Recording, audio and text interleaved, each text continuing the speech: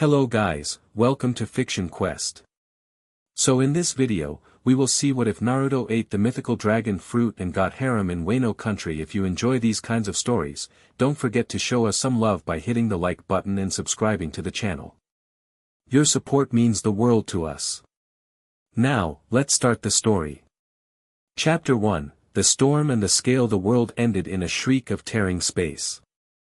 One moment, there was the bone-white sterile infinity of Kagaya's dimension, the ground beneath him trembling from the collision of two gods. Sasuke was a blur of violet lightning, his Susanoo a divine titan of crackling energy. Naruto, a sun-gold avatar of life itself, met him head-on, the Rasengan in his palm a spiraling galaxy of raw power. Their target was the rabbit goddess, her face a mask of cold fury as she prepared a final, desperate attack, a pitch-black rift that promised not just death, but utter oblivion. It was a weapon meant to erase, to unmake. And it was aimed directly at Sasuke. There was no time for a plan, no moment for a clever switch or a hail of shadow clones. There was only instinct, honed over 1,000 battles, a lifetime of throwing himself in front of the people he refused to lose. He twisted his body, shoving the armored chakra of Sasuke's Susanoo with his own. The force of the push sent Sasuke skidding away from the fisher's ravenous mouth. Naruto felt a flicker of relief, a raw, triumphant grin stretching his lips. He'd done it. Then the world became teeth. The rift snagged the edge of his chakra cloak. It didn't pull, it devoured. The sensation was unlike anything he had ever known. It was not the queasy lurch of a teleportation jutsu or the clean transition of a dimensional portal. This was a meat grinder for reality itself. He felt the golden shroud of Kurama's power shredded first, peeled away from him like scorched paper. Then it sank its fangs into him. Kit! What are you? Kurama's roar was cut off, not by silence, but by a soundless, soul-deep static. Naruto's own scream was lost in the cacophony. He felt his chakra network, the intricate, lifelong pathways of energy that were as much a part of him as his own veins, being stretched, torn, and unraveled. It was the feeling of being flayed alive from the inside out. Blue and orange light, his own essence, was ripped from him, siphoned into the non-space between spaces. He saw flashes of impossible things. A sea of liquid stars where giant, skeletal fish swam. A forest of crystalline trees that chimed with the sound of breaking glass. He saw a man with a straw hat and a brilliant smile, then a skeletal musician with an afro, then a sky full of flying ships. Images, sounds, and feelings that were not his own flooded his consciousness, a torrent of alien experiences that threatened to drown his very identity. His body was being disassembled molecule by molecule. His sage mode, the connection to the world's natural energy, was severed with the violence of a snapped anchor chain. He was adrift, a mote of dust in a hurricane of cosmic chaos. He clung to a single thought, a life raft in the storm, Sakura-chan. Kakashi-sensei. Sasuke. Their faces were his shield against the void. Then, as abruptly as it began, it ended. The tearing stopped. The noise ceased. For a blissful, silent second, there was nothing. And then, everything rushed back in a tidal wave of agony. He slammed into something hard. The impact was an explosion of pain that jolted through every shattered nerve ending in his body. Cold, stinging water flooded his mouth and nose, and he choked, his lungs burning. The rhythmic roar of crashing waves was the first real sound he registered. He was lying half in, half out of churning, frothy surf, his body sprawled across jagged black rocks that felt like broken teeth. He tried to push himself up, but his arms wouldn't obey. A tremor of agony shot up his spine, and he collapsed with a wet gasp. Every muscle screamed. He felt hollow. The vast, thrumming reservoir of power that had been his constant companion for as long as he could remember was gone. He reached inward, searching for that familiar, grumpy warmth of his oldest friend. Kurama. Silence. Not the comfortable silence of a sleeping partner, but a dead, empty void. Panic, cold and sharp, pierced through the haze of pain. He reached deeper, frantically searching the wreckage of his inner world. He found him, eventually. A flickering ember where a blazing sun had once been. Kurama was there, but he was dormant. Wounded. The dimensional transit had nearly extinguished him, forcing him into a deep, primal hibernation to preserve what little life he had left. Naruto was alone. His vaunted healing factor, a gift from his Uzumaki blood and Kurama's constant presence, was reduced to a pathetic trickle. The gash on his side, which normally would have sealed in seconds, continued to weep blood, staining the black rock a dark crimson. His chakra coils felt like a web of frayed, severed wires. Trying to mold even the smallest amount of chakra sent a spike of white-hot pain through his system. He was broken. Utterly and completely broken. With a groan that was half willpower and half despair, he forced his head up. The sky was a bruised purple, churning with sickly green clouds that swirled around a vortex directly overhead. A storm, but an unnatural one. It felt angry. Lightning, not a clean white or yellow but a venomous violet, clawed across the sky without a peal of thunder. The shoreline was a desolate stretch of black sand and cruel-looking rock formations. In the distance, silhouetted against the grim sky, he could see the strange architecture of a settlement. The buildings had curved, ornate roofs, unlike anything he'd ever seen in the elemental nations. Further inland, a colossal mountain dominated the horizon, its peak obscured by the storm. It was shaped like a gigantic skull. A shiver that had nothing to do with the cold ran down his spine. Where in the hell was he? He had to move. The tide was coming in, and the waves were growing stronger, each one dragging him further down the rocks. He didn't survive a war with a goddess just to drown on some godforsaken beach. He dug his fingers into the cracks of the rock, the sharp edges slicing into his skin. He ignored the pain. Pain was an old friend. He dragged himself forward, inch by torturous inch. His arms trembled with the strain, his vision swimming. The rain started then, thick, heavy drops that felt more like pebbles than water. They splattered against his back, each one a tiny hammer blow. He needed shelter. He needed to get out of the storm. He crawled, his tattered black and orange pants dragging behind him, the rhythmic scrape of fabric on stone a counterpoint to the roaring sea. His world shrank to the few feet of rock in front of him. Pull. Breathe. Drag. The mantra repeated in his head, a desperate drumbeat against the roaring chaos of his senses. He didn't know how long he crawled. Minutes stretched into an eternity.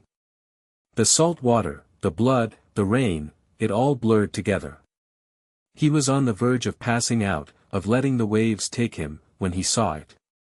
It was a fissure in the cliff face, almost perfectly hidden by a curtain of thick, wiry vines. It would have been invisible to a casual glance, but from his low vantage point, he could see the sliver of deep shadow beyond the leaves. It was a cave.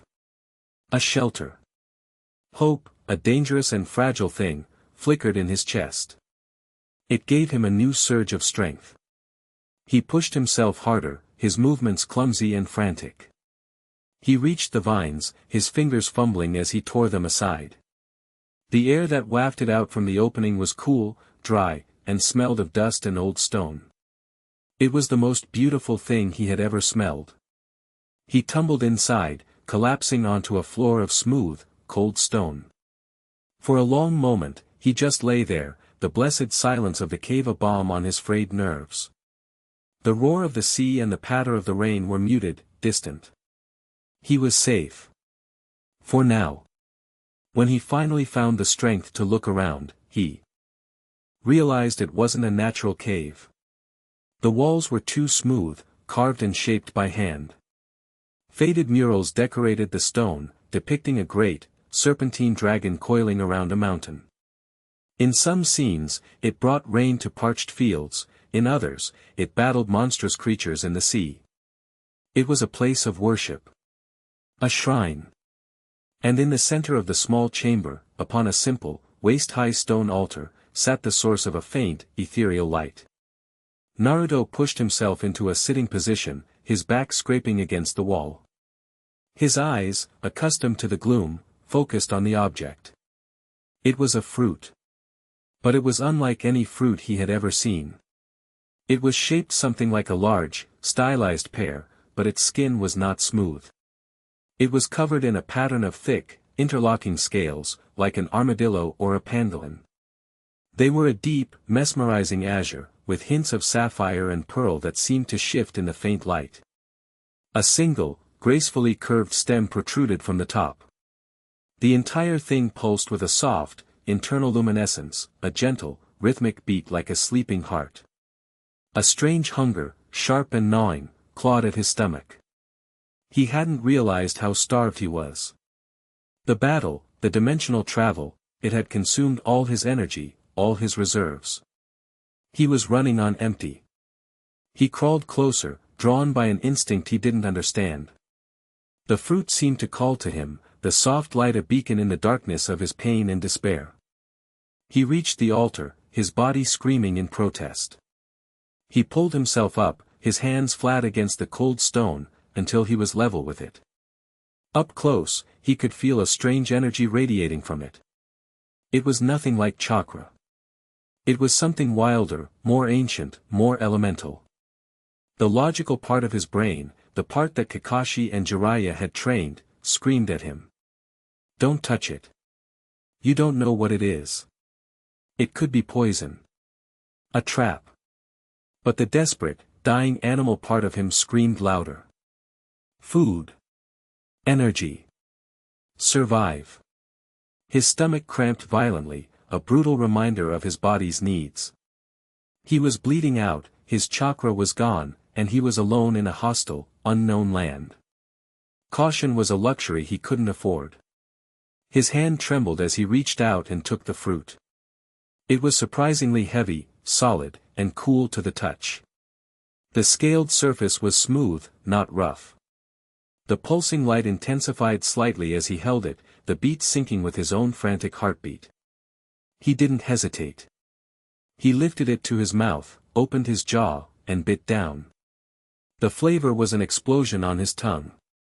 It wasn't the foul, disgusting taste he might have expected from something so alien.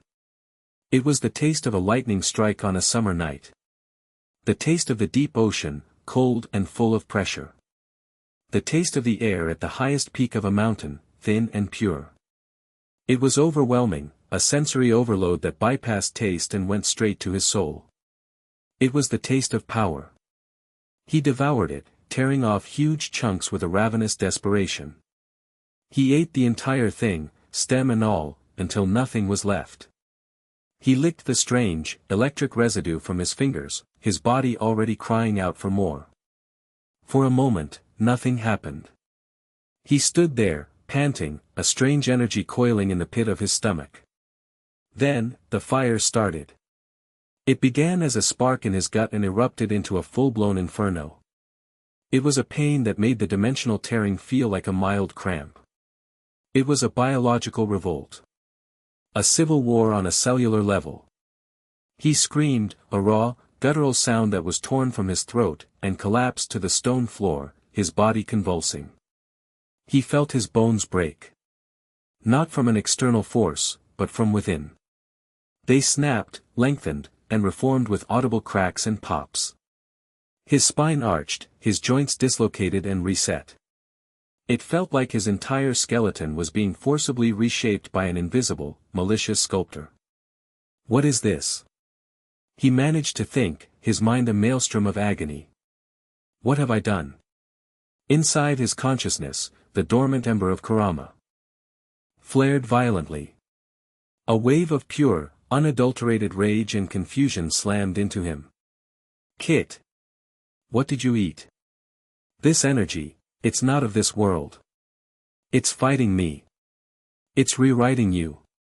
The fruit's power was a tidal wave, and his chakra network, what was left of it, was the shoreline. It didn't just heal the frayed, broken pathways, it annihilated them. It carved new, wider, more primal channels, flooding them with an energy that was both chaotic and perfectly structured. He felt the sting of 1,000 needles as new connections were forged, as his tenketsu points were forcibly opened and expanded. Then his skin began to change. He watched in horror as his right arm, the one he'd used to shield his face, began to split. The skin cracked and peeled away, not revealing blood and muscle, but something else. Small, iridescent azure scales, identical to the ones on the fruit, pushed their way through. They grew with terrifying speed, overlapping, forming a beautiful but horrifying mosaic of draconic armor.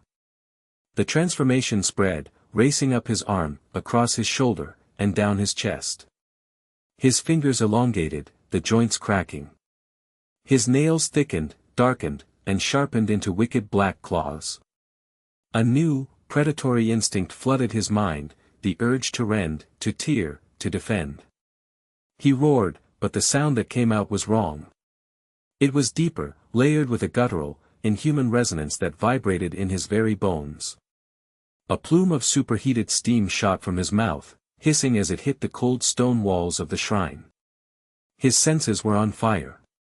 He could smell the individual grains of dust in the air, the salt on the rocks a quarter-mile away, the fierce scent of a small rodent hiding in a crack in the wall. He could hear the frantic beating of its tiny heart. His vision sharpened, the gloom of the cave dissolving into perfect clarity. He could see the intricate crystalline structure of the rock itself. Flashes of instinct, of ancient memory, not his own, pulsed through him. A soaring flight through storm clouds. The feeling of coiling on a mountain peak, a living part of the stone. A deep, instinctual knowledge of wind and water and lightning. The pain was relentless, a cleansing, all-consuming fire. It was burning away the last vestiges of the boy he had been and forging something new, something terrible and magnificent, in his place. Outside the shrine, the unnatural storm raged. Goro, leader of a small beast pirate scouting party, scowled as the thick rain plastered his hair to his forehead. He and his 4 men had been sent from Onigashima to investigate a bizarre energy spike that had registered on some of Queen's more sensitive instruments. It had appeared out of nowhere in the skies over Kuri and then vanished just as quickly. "Anything?" he barked, his voice rough. One of his subordinates, a lanky man with a weasel-like face, pointed towards the cliffs. "The signal was strongest around here, boss." Then it just stopped. Like a candle being snuffed out. "Useless," Goro spat. "Kaido-sama wants answers, not riddles. Spread out. Check the caves. Could be some of the rebellion scum trying a new jutsu." He hated Kuri. The whole region was a festering sore of defiance, full of samurai loyal to the ghost of Odin. They moved with the practiced ease of predators, their weapons drawn. They were low-ranking, part of the endless grunt force known as the Pleasures and the Gifters, but they were still veterans of Kaido's brutal regime. They knew how to inflict pain and how to follow orders. It was Goro himself who found the vine-covered opening. "Oi! Over here. Looks like a hidey hole." He drew his cutlass, its edge notched from countless skirmishes, and ripped the vines away. He peered into the darkness, his eyes taking a moment to adjust. He saw the carved walls, the simple altar. And then he saw the figure on the floor. It was a boy, couldn't be older than 17 or 18, with bright blonde hair matted with blood and seawater. He was clad in tattered black rags. He was convulsing, his back arched in a silent scream.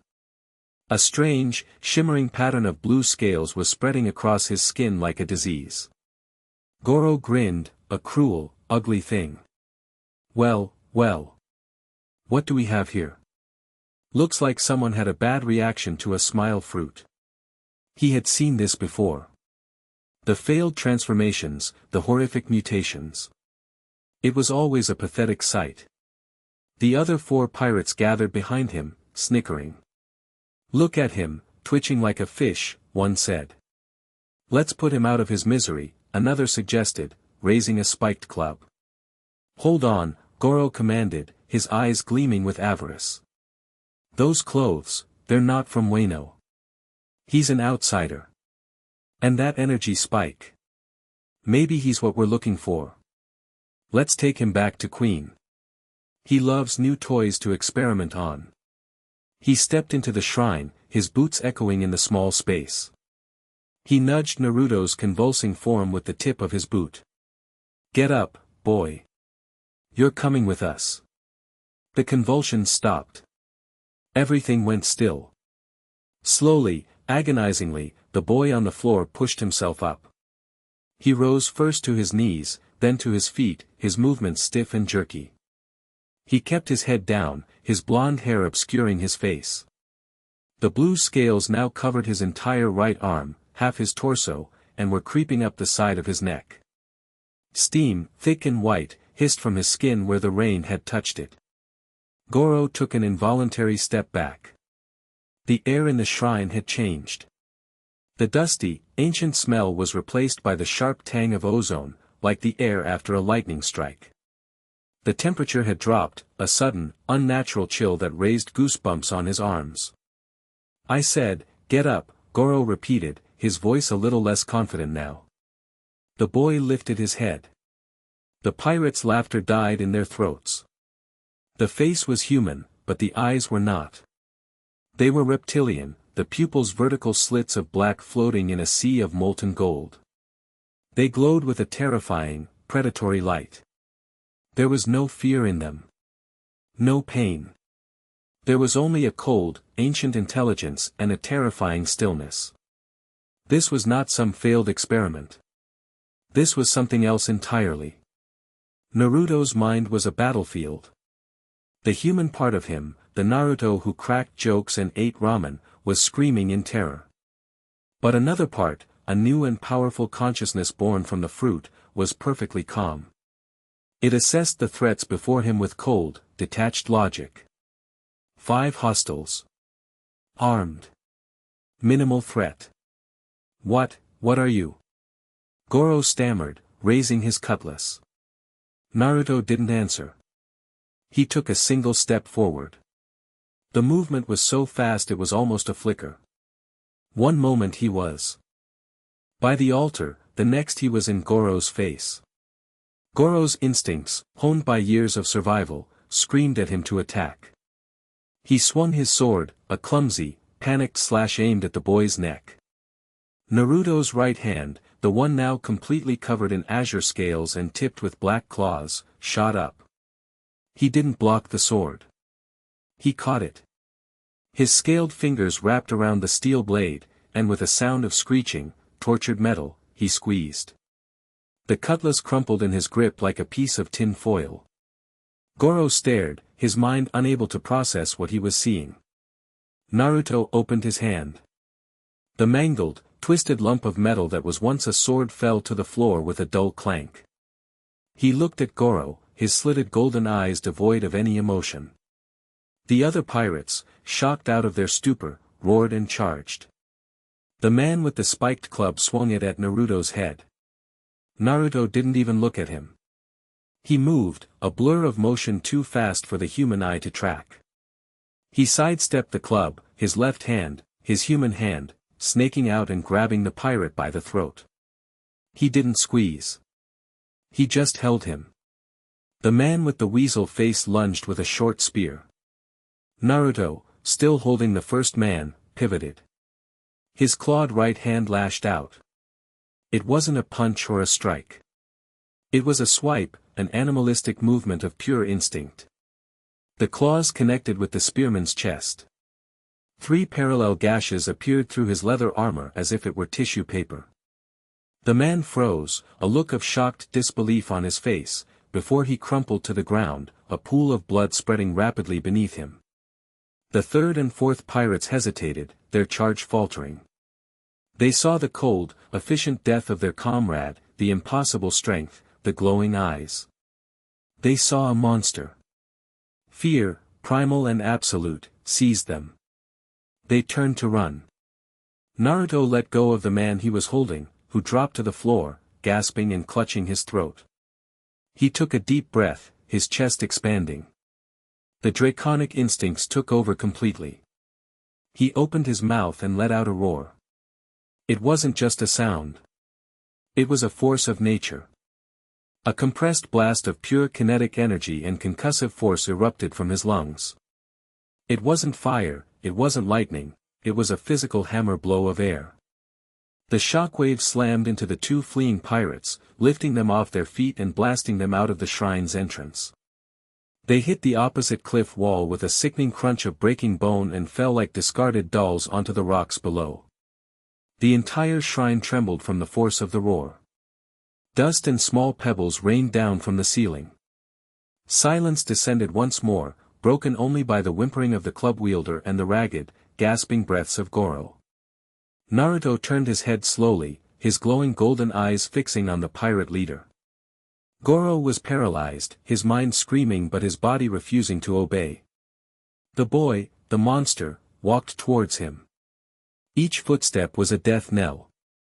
Kill him, the draconic instinct whispered in his mind. Eliminate the threat. He saw you.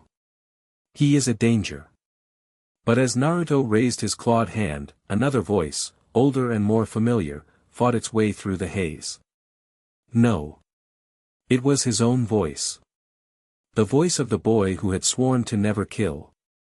The voice of the hero who had saved his world. The two instincts warred within him, an agonizing conflict. The dragon wanted to destroy. The human wanted to spare. He stood over the terrified pirate, his clawed hand hovering inches from Goro's face. Goro squeezed his eyes shut, bracing for the end. It never came. He dared to peek one eye open. The boy was just standing there, his body trembling with some internal struggle. The golden light in his eyes flickered, the reptilian slit of his pupils widening and contracting. Then, with a final, shuddering gasp, Naruto collapsed. The scales receded, flowing back under his skin. The claws retracted into normal fingernails. The golden glow in his eyes faded, leaving only his familiar, vibrant cerulean blue, now wide with confusion and horror. The raw, overwhelming power retreated, leaving him weak, trembling, and utterly spent. He fell to his knees, his vision swimming, the adrenaline rush gone, leaving only pain and exhaustion in its wake. He stared at his hands, now pale and human again, then at the carnage around him. The dead man in the corner. The twisted piece of metal that was once a sword. The whimpering survivors. I did this, he whispered, his voice hoarse. He didn't get an answer. A new sound reached him from the mouth of the shrine. The sound of heavy, deliberate footsteps. Someone else was here. He tried to push himself up, to get into a defensive stance, but his muscles screamed and gave out. He was completely drained. He looked up, his vision blurry, towards the entrance. A figure stood there, silhouetted against the stormy, purple sky. It was tall, impossibly so, and carried a massive, spiked kanabo club resting on one shoulder. The person wore a large, fearsome oni mask with a flowing mane of white and blue hair cascading from it. Two prominent red horns jutted from their forehead. The energy they radiated was immense, a powerful, untamed force that felt similar to the energy now coursing through his own veins. The figure stepped into the shrine, their wooden geta sandals clacking on the stone floor. They surveyed the scene with an unreadable gaze, the dead pirates, the whimpering survivors, and finally, Naruto, kneeling amidst the destruction, broken and confused. The figure tilted their masked head, their voice a clear, strong feminine tone that held a surprising note of excitement and disbelief. You are not one of my father's men, she stated, her eyes, visible through the mask sockets, fixed on the faint, residual energy shimmering around him. That power. Who are you? Naruto stared up at the imposing warrior, at the Oni mask and the giant club, and for the first time since he'd arrived in this cursed, storm-racked land, he felt a sliver of something other than pain or despair. He felt curiosity. And a deep, profound sense of trouble. Chapter 2, the Oni princess and the uncaged fox. The woman in the Oni mask took another deliberate step into the shrine, the heavy wooden base of her geta sandals making a sound like a gavel striking stone. The air, already thick with the scent of ozone and blood, grew heavy with a new pressure. It was the palpable presence of immense power, held in reserve but humming just beneath the surface, a sleeping volcano. Naruto, still on his knees, felt a primal resonance with it. It was the same wild, elemental energy that had just rewritten his soul, only hers was a blizzard where his was a tempest. That roar. I felt it in my bones from the other side of the hill, she said, her voice echoing slightly behind the mask. It was a strong, feminine voice, but laced with a boisterous confidence that seemed at odds with the grim surroundings. She gestured with her chin towards the unconscious forms of Goro and the other pirate. Beast pirate fodder. Barely worth the effort to swat. But you laid them out with a single shout. And before that, there was a spike of energy that felt like lightning striking the sea. She crouched down, bringing herself closer to his level. It was an oddly disarming gesture for someone so imposing. Through the eye holes of the mask, he could see a pair of intense, intelligent eyes, golden orange like a setting sun, examining him with piercing curiosity. They scanned the fading traces of scales on his neck, the lingering scent of draconic power, and the utter exhaustion etched onto his face. "You're an outsider," she stated, not a question. "And you have eaten one of the mythical fruits. Just like me." Naruto's head was swimming. He was trying to piece together the last few minutes, the rage, the claws, the roar, but it was like trying to grasp smoke. His body ached with a deep, profound fatigue that went beyond muscle. It was a spiritual drain. He looked at the woman, this self-proclaimed Oni princess, and her words finally registered. "Just like me." "Fruit," he rasped, his throat raw. "That thing, it did this?" She let out a short, barking laugh. "It did more than this. It chose you." "What was it? What beast resides in your soul now?" Before he could answer, a memory, or not a memory, but an instinct, surfaced. A name whispered on the wind, a title as ancient as the mountains. Ryujin. The name felt right, like a key clicking into a lock. He didn't know why. But he didn't want to talk about that. He wanted to understand what he had just done. He looked at the dead pirate in the corner, his stomach twisting into a cold knot. I killed him." The woman followed his gaze. She was silent for a moment, her posture losing some of its boisterous energy. "He was one of Kaido's. They are a plague on this land. They burn, they steal, they kill. You defended yourself. There is no dishonor in that." "I don't kill," Naruto said, the words coming out with more force than he intended. It was a core tenet of his being, a line he had walked for years. He had defeated his enemies, redeemed them, sealed them, but he had never taken a life with his own hands. Until now. The realization was a fresh wound. The woman tilted her head. "A warrior who doesn't kill. An interesting philosophy.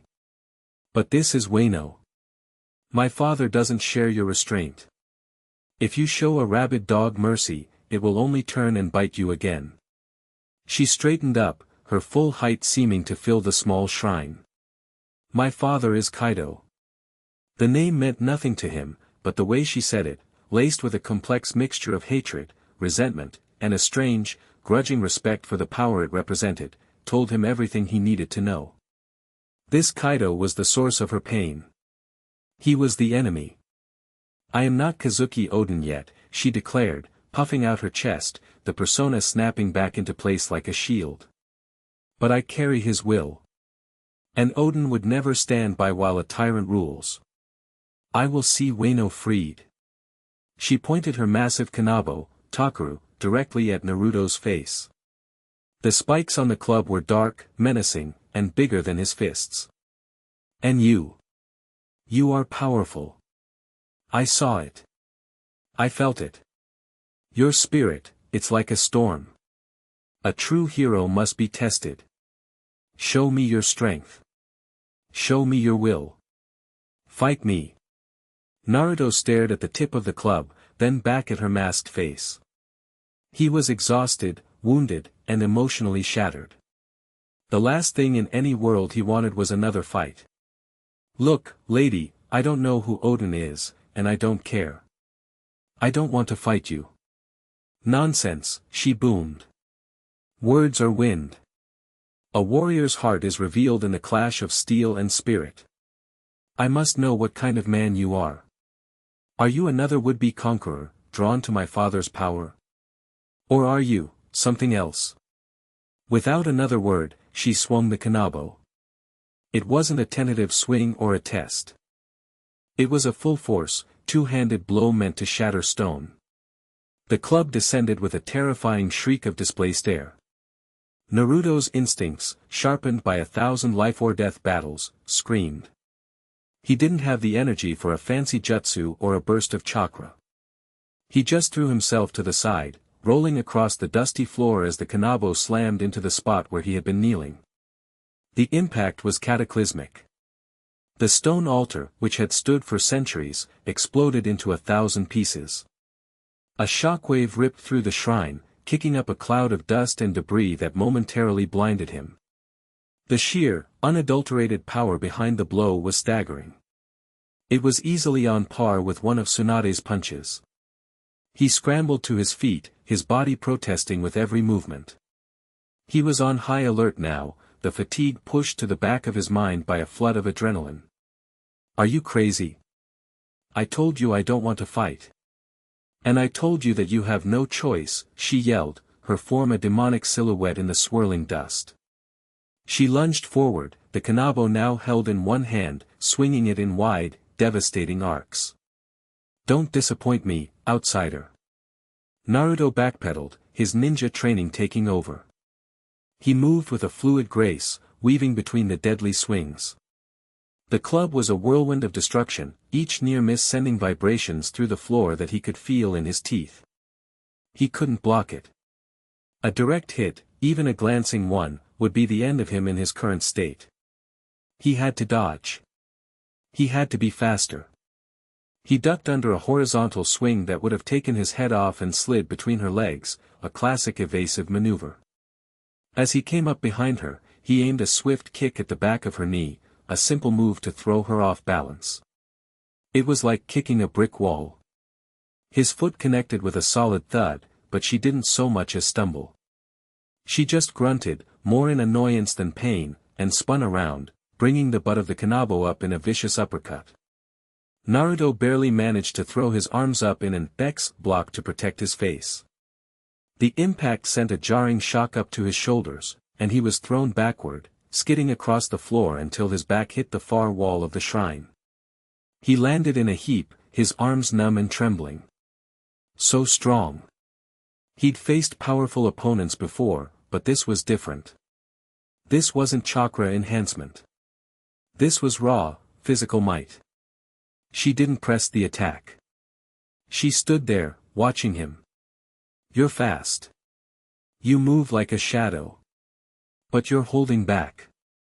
Are you underestimating me? Or are you afraid? I'm tired, Naruto bit out, forcing himself back to his feet. His arms throbbed, a dull, angry ache. And I'm not your enemy. Everyone in Wano is an enemy until they prove otherwise, she shot back, her voice hardening. Now, stand and fight. Or does your power only work on helpless grunts? That stung. The barb hit its mark, igniting a spark of his old, stubborn pride. He wasn't weak. He wasn't helpless. He was Naruto Uzumaki. He'd faced down gods and monsters. He wouldn't be bullied by some masked woman with a big stick. Fine, he said, his voice low. You want to fight? You've got one. He settled into his familiar taijutsu stance, his center of gravity low, his hands loose and ready. He didn't have the chakra for a Rasengan, and he didn't dare try to access the chaotic draconic power that had overwhelmed him moments ago. This would have to be pure skill. A wide grin spread across the visible part of the woman's face. Yes. That's it. That's the spirit. She charged, but this time Naruto met her head-on. She swung the kanabo downward in a crushing vertical strike. Instead of dodging away, he darted in, moving inside the arc of the swing. The club whistled past his ear, close enough to feel the wind of its passage, and shattered the floor behind him. He was in her space now, too close for her to swing her massive weapon effectively. He exploded into action. It was a whirlwind of the Leaf's strong fist style, modified by his own brawling instincts. A palm strike to her gut, which she took with a grunt. A sharp elbow aimed at her chin, which she blocked with a raised forearm. A sweeping kick at her legs. For every blow he landed, she absorbed it. Her durability was monstrous. But he was faster, more fluid. He was a river flowing around a mountain. He wasn't trying to break her, he was trying to wear her down, to find an opening. She growled in frustration, shoving him back with a burst of pure strength to create distance. You fight like a spider, all speed and tricks. Face my power head-on. She began to glow, a faint aura of pale blue energy surrounding her. The air grew cold, and frost started to form on the stone around her feet. She took a deep breath and exhaled a torrent of freezing air, a miniature blizzard that blasted towards him. Ice. Naruto's eyes widened.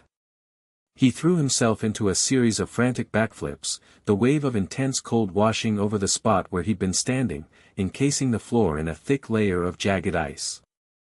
This woman was a living arsenal. As he landed, she was on him again, her kanabo now coated in a layer of the same frost, making it even more menacing. She swung, and this time, Naruto felt a flicker of the new power inside him respond. As the club came at him, his right arm, on pure instinct, moved to block. He felt a strange tingling sensation, and for a split second, a patch of azure scales flickered into existence on his forearm, just in time to meet the blow. Clang! The sound was not the sickening crunch of bone, but the high-pitched ring of metal on something harder. The impact was still jarring, but the scales had absorbed and distributed the worst of the force. He was thrown back, but his arm wasn't broken. He stared at his forearm, where the scales had already vanished, leaving only a faint shimmer in the air. The woman stopped, her club held aloft. She stared at his arm, then back at his face, her orange-gold eyes wide with shock and a dawning, manic excitement. There it is. I knew it. You're not just some brawler. You're like me. A mythical Zoan. Her own form began to shift. Her hands grew larger, her nails thickening into claws. A patch of white fur sprouted on her arm, and her teeth elongated into fangs, visible even with the mask. She was entering her hybrid form. My fruit is the Inu Inu no Mi model, Okuchi no Makami, she declared, her voice taking on a deeper, more guttural timbre. The guardian deity of Wano. Now show me yours. Show me the beast that slumbers in you. She was giving him no quarter. He was running on fumes, and she was just getting started. He needed to end this. He couldn't win a battle of attrition, and he couldn't match her raw power. He needed a trick. An ace up his sleeve. He pushed off the wall, launching himself at her. She met his charge with a grin, ready for another exchange of blows. But at the last second, Naruto brought his hands together in a familiar seal. Shadow Clone Jutsu. Poof! In a puff of white smoke, a perfect duplicate of Naruto appeared beside him. The two Narutos, one real, one a copy, peeled off in opposite directions, flanking her. The woman froze mid-stride, her kanabo held halfway through a swing. She skidded to a halt on the icy floor, her head whipping back and forth between the two identical figures. Her jaw went slack. Two of you, she stammered, her boisterous confidence momentarily shattered by sheer, unadulterated confusion. How? What sorcery is this? Did you split yourself in two? The clone grinned, striking a cocky pose. What's the matter? Never seen a guy with a twin brother before. The real Naruto, breathing heavily, stayed in his fighting stance. It's over. I'm not fighting you anymore. The woman stared, her mind clearly struggling to comprehend what she was seeing. It wasn't a hockey illusion. She could sense them both. They both had presence, life. It wasn't a devil fruit ability she had ever heard of. It was something entirely new, something outside her entire understanding of combat. Slowly, she lowered her kanabo. The fur and claws receded, her form returning to normal. The frosty aura around her faded. She took a step back, planting the base of her club on the floor with a heavy thud. That technique, she said, her voice quiet, stripped of its Odin persona. It was not about power. It was a trick. A clever one. She looked at him, a genuine, unmasked respect in her eyes. My father, his commanders, they rule through fear and overwhelming force. They would never use a technique like that. They would see it as a coward's move. She pulled the Oni mask from her face and let it hang by its strap at the side of her head. Naruto was taken aback. The face beneath the mask was beautiful, with sharp, aristocratic features, those same striking orange-gold eyes, and a determined set to her jaw. The two red horns on her forehead were real, curving gracefully from her hairline. She had long, flowing white hair with blue-green tips, tied back in a simple ponytail. She looked at him, and for the first time, he saw not a warrior or an Oni, but a young woman, not much older than himself, carrying a heavy burden. You fight with heart and cleverness, she said. That is the mark of a true hero. That is how Odin fought. She broke into a wide, brilliant grin. I am Yamato. And it is my decision that you are my new ally. They left the shrine, leaving the unconscious beast pirates to their fate. The unnatural storm had broken, and a pale, watery sunlight was filtering through the clouds. The air was cool and clean. Naruto felt a little of his strength returning with every deep breath, the draconic energy inside him settling from a raging inferno to a warm, pilot light in his gut. So this clone jutsu, Yamato said, walking beside him, her massive club resting on her shoulder as if it weighed nothing. She was a full head taller than him, and her enthusiasm was infectious. You can make as many as you want. Can they fight? Can they think for themselves? This changes everything. Imagine, an army of you. We could storm Onigashima tomorrow. It's not that simple, Naruto said, managing a weak smile. They're fragile. One good hit and they disappear. And they split my chakra. The more I make, the weaker I get. He paused. What's Onigashima? Yamato's cheerful expression soured instantly. My home. And my prison.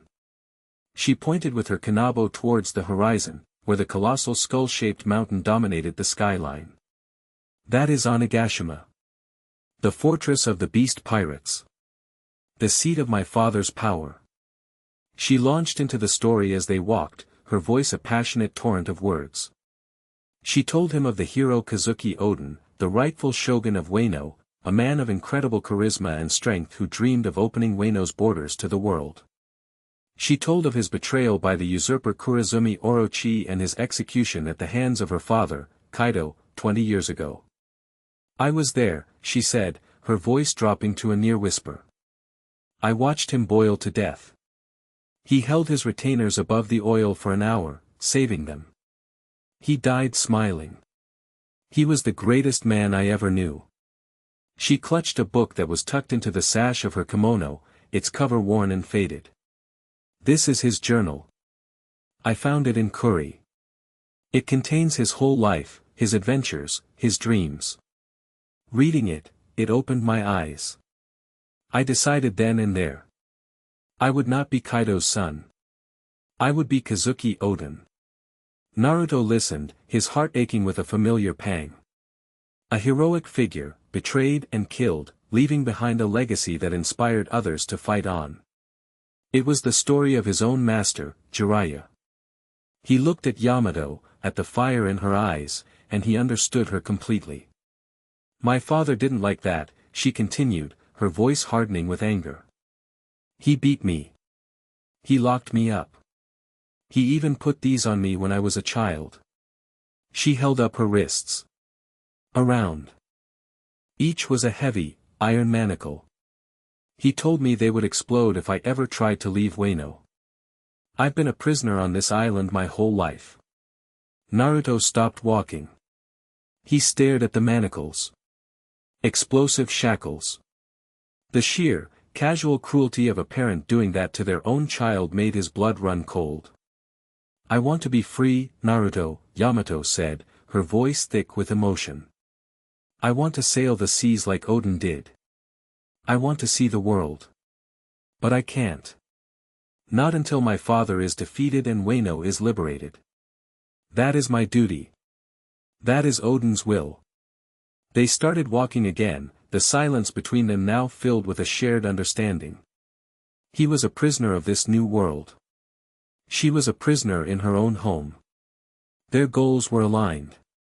Kuri is mostly desolate now, Yamato explained, her guide persona taking over. The factories my father built have poisoned the rivers and stripped the land. But there are pockets of resistance. Odin's retainers, the ones he saved, they've been gathering allies, waiting for the prophesied day of the final battle. We need to find them. They will be at the ruins of Odin Castle. As they walked, Naruto's newly enhanced senses were on high alert. He could hear things, smell things, he never could before. The rustle of a lizard under a rock 50 yards away. The scent of pine from a distant, healthier forest. And, something else. A scent of ozone and steel. The faint sound of a heartbeat, too fast to be normal. He held up a hand, stopping Yamato in her tracks. Wait. He closed his eyes, focusing. We're being watched. High in the trees. To the east. Yamato's eyes widened in surprise. She hadn't sensed a thing. She looked to the east, her hand tightening on her club. How can you tell? I just can, Naruto said. His senses were a part of him now, as natural as breathing. He's fast. And he smells like an old cat. Suddenly, a figure dropped from the canopy of a dead tree, landing silently on the ground 100 feet in front of them. He was tall and muscular, wearing an ornate costume with a long, dark cape. His most striking feature was the mask he wore, which had long, curved horns and a design that evoked a saber-toothed cat. He radiated an aura of smug, predatory confidence. Well, the man said, his voice smooth and dangerous. 2 mythical zoans for the price of 1. And here I was just hunting for the source of that little energy burst. Queen will be pleased. He turned his attention to Yamato. Yamato-sama. Lord Kaido has been looking for you. He's very displeased about your little field trip. Who's who? Yamato snarled, her battle-ready persona snapping back instantly. Get out of my way, you government lapdog. I am not going back. Government? Naruto asked, keeping his eyes locked on the new threat. He used to be part of some secret government agency called CP9 before he joined my father's crew, Yamato explained quickly. He's one of the Tobi Rappo. The 6 strongest headliners. He's dangerous. Who's who chuckled. I'm flattered you remember. Now, I can do this the easy way, or the hard way. You and your new friend can come with me peacefully, or I can drag your mangled bodies back to Onigashima. Your choice. Naruto stepped forward, placing himself slightly in front of Yamato. We're not going anywhere with you. Who's who sighed dramatically. The hard way it is. I was hoping to avoid damaging the merchandise. In a shimmer of light and a sickening crunch of rearranging bone, his form began to change. He grew larger, his body becoming a terrifying hybrid of man and beast. Fur sprouted across his skin, his face elongated into a feline snout, and two massive, curved fangs grew from his upper jaw. He was a saber-toothed cat man, his claws flexing, his eyes gleaming with predatory intent. "Let's see what this new power of yours can really do," Who's Who hissed, and then he vanished. He moved with a speed that dwarfed even the wreckage. He wasn't running, he was using Jeppo, kicking off the air itself to propel himself forward in explosive bursts. He appeared directly in front of Naruto, his finger pointed like a spear. Shurgan. It was a killing technique, a finger pistol meant to pierce flesh. Naruto's eyes widened. He couldn't dodge in time. At the last second, Yamato's Kanabo slammed down between them, intercepting the attack. The finger strike hit the solid iron of the club, creating a shower of sparks. The force of the blow was so focused that it left a small, visible dent in the metal. "I'll be your opponent," Yamato roared, swinging her club. Who's Who danced back, light on his feet. "A 2-on-1? Hardly fair. Let's even the odds." He pointed a clawed finger at Naruto. "Rankyaku." He kicked, and a blade of compressed air, sharp as a sword, shot towards Naruto. Naruto crossed his arms, the draconic scales flickering into existence just in time. The air blade hit him, and while the scales held, the force sent him tumbling backward, separating him from Yamato. This was their plan. Divide and conquer. Naruto realized it instantly. This Who's Who wasn't a brawler like Yamato. He was a trained assassin, a tactician. "Yamato!" Naruto yelled. "He's too fast to fight head-on. We need to box him in." "Got it," she yelled back, swinging her club to keep Who's Who occupied. Naruto brought his hands together. Shadow Clone Jutsu. This time, 4 clones appeared around him. "Go!" The clones fanned out, their movements coordinated. 2 went wide, trying to flank Who's Who from the sides. The other 2 charged straight at him, kunai drawn. Who's Who sneered. "More of your little tricks. Pathetic."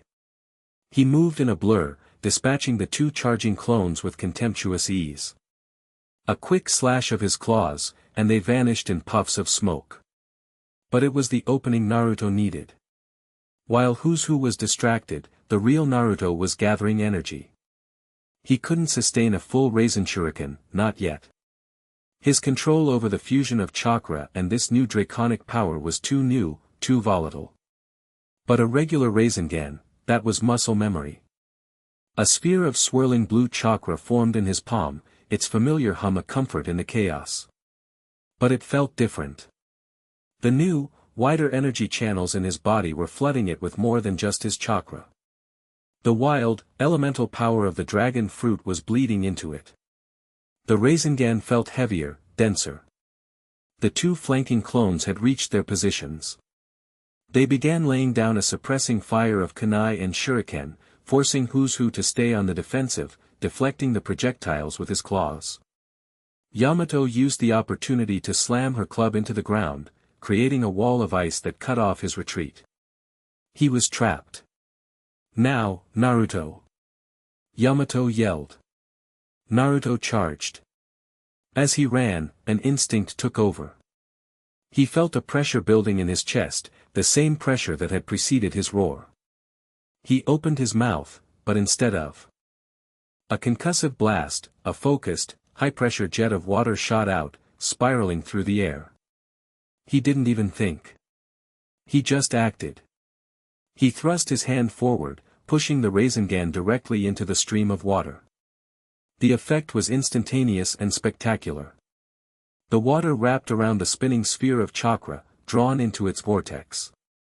The Rasengan's color shifted from pure blue to a churning, turquoise maelstrom. It grew in size, water and chakra combining into a new, unstable, and incredibly powerful form. It wasn't a technique he had been taught.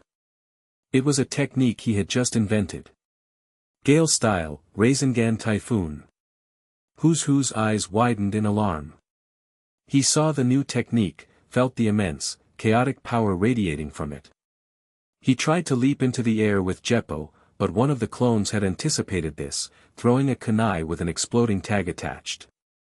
The explosion forced him back down. "Taste this!" Naruto roared, and slammed the churning orb of water and chakra into Who's chest. The impact was immense.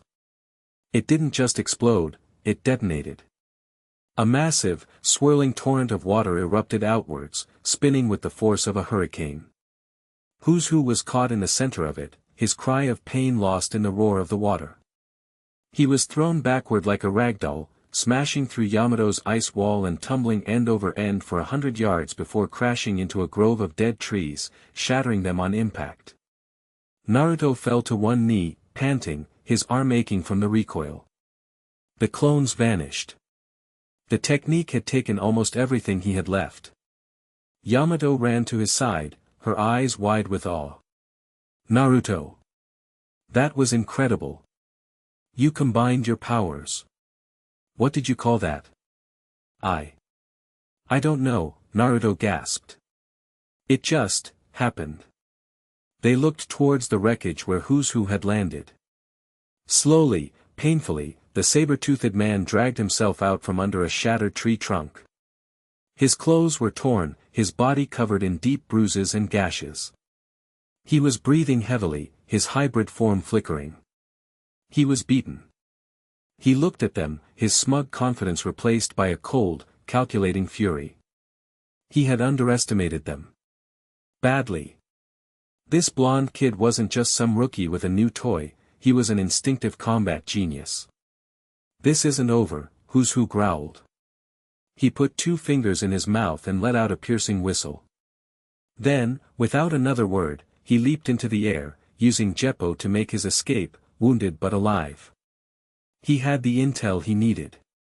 2 powerful mythical Zoan users, working together, one of whom possessed techniques unlike anything seen in Wano. Kaido had to know. Naruto and Yamato watched him go, too exhausted to give chase. The immediate threat was gone. They had won. They had worked together, seamlessly, and defeated a powerful enemy. Naruto looked at Yamato, and she looked at him, a wide, triumphant grin spreading across her face. The wary alliance was gone. This was a partnership, forged in the heat of battle. They found a sheltered alcove in the rocks to rest as dusk began to settle. The adrenaline had faded, leaving them both with the aches and pains of their battles. Yamato was animated, recounting their fight with Who, praising Naruto's cleverness and the raw power of his new technique. Naruto, for his part, was quieter, his mind racing. He was trying to understand the fusion of his powers, the new instincts that felt both alien and completely natural. He sat cross-legged, trying to meditate, to feel out the new pathways inside him. He needed to master this power, to control it. He couldn't afford to lose himself to that primal rage like he had in the shrine. As he sank deeper into his consciousness, the sounds of the world began to fade. The crackle of the small fire they had built, the chirping of insects, Yamato's steady breathing, it all receded. A coldness seeped into him, a chill that had nothing to do with the night air. It was a deep, existential cold. The inner world of his mind, usually a familiar space, was replaced by an image. He was floating in an infinite, stardusted void. It was utterly silent, utterly empty. There was no warmth, no life, no color save for the pinpricks of distant, indifferent stars. It was the terrifying beauty of absolute nothingness. Then, a voice entered his mind. It wasn't a sound. It was a thought, an idea, implanted directly into his consciousness. The voice was ancient, genderless, and as cold as the void itself. It was the voice of a being that thought on a scale of galaxies and eons. Stolen. The thought was a physical blow. He felt a pressure in his chest, an immense, possessive weight. A spark of creation. Twisted. Corrupted. Bound to the flesh of a lesser thing. Naruto felt a presence in the void with him. He couldn't see it, but he could feel its gaze, a cosmic awareness that saw not just his body, but the very energy that now defined him. It saw the dragon fruit's power, the spark it had spoken of. That fire is not yours. It belongs to the void. It belongs to me. A feeling of overwhelming, ravenous hunger washed over him, the desire of a god to reclaim a lost piece of itself. It was not malice or anger. It was the cold, unfeeling certainty of an owner coming to collect a debt. And Naruto knew, with a certainty that chilled him to the very marrow of his newly reformed bones, that the debt was him. I will have it back. With a gasp, Naruto's eyes snapped open. He was back in the alcove, the fire crackling merrily, Yamato dozing lightly nearby. He was drenched in a cold sweat, his heart hammering against his ribs. He looked out at the dark, mountainous landscape of Wano, at the skull-shaped island on the horizon where a so-called emperor ruled. For the first time, he realized Kaido wasn't the biggest threat he would have to face in this world. He wasn't even close. Yamato stirred, awakened by his sudden gasp. Naruto? What is it? Did you have a nightmare? He couldn't find the words to explain the cosmic dread that had settled over him. He just shook his head, his gaze lost in the darkness. No, he said, his voice barely a whisper. Something worse. Chapter 3, The Gilded Cage of the Flower Capital. The journey from the desolate wilds of Kuri to the heart of Wano was a lesson in contrasts. They traveled under the cover of a perpetual twilight, the sky a bruised canvas of industrial smog belched from the weapons factories that dotted the landscape. Yamato, her boisterous Odin persona tempered by the grim reality of her country's suffering, acted as his guide. She pointed out rivers that ran slick and black with poison, forests reduced to petrified stumps, and villages where the only harvest was despair. My father and Orochi did this, she said, her voice a low growl of anger. Her Takura club was slung across her back, and she wore a simple, travel-stained kimono they had borrowed from a laundry line in a deserted hamlet.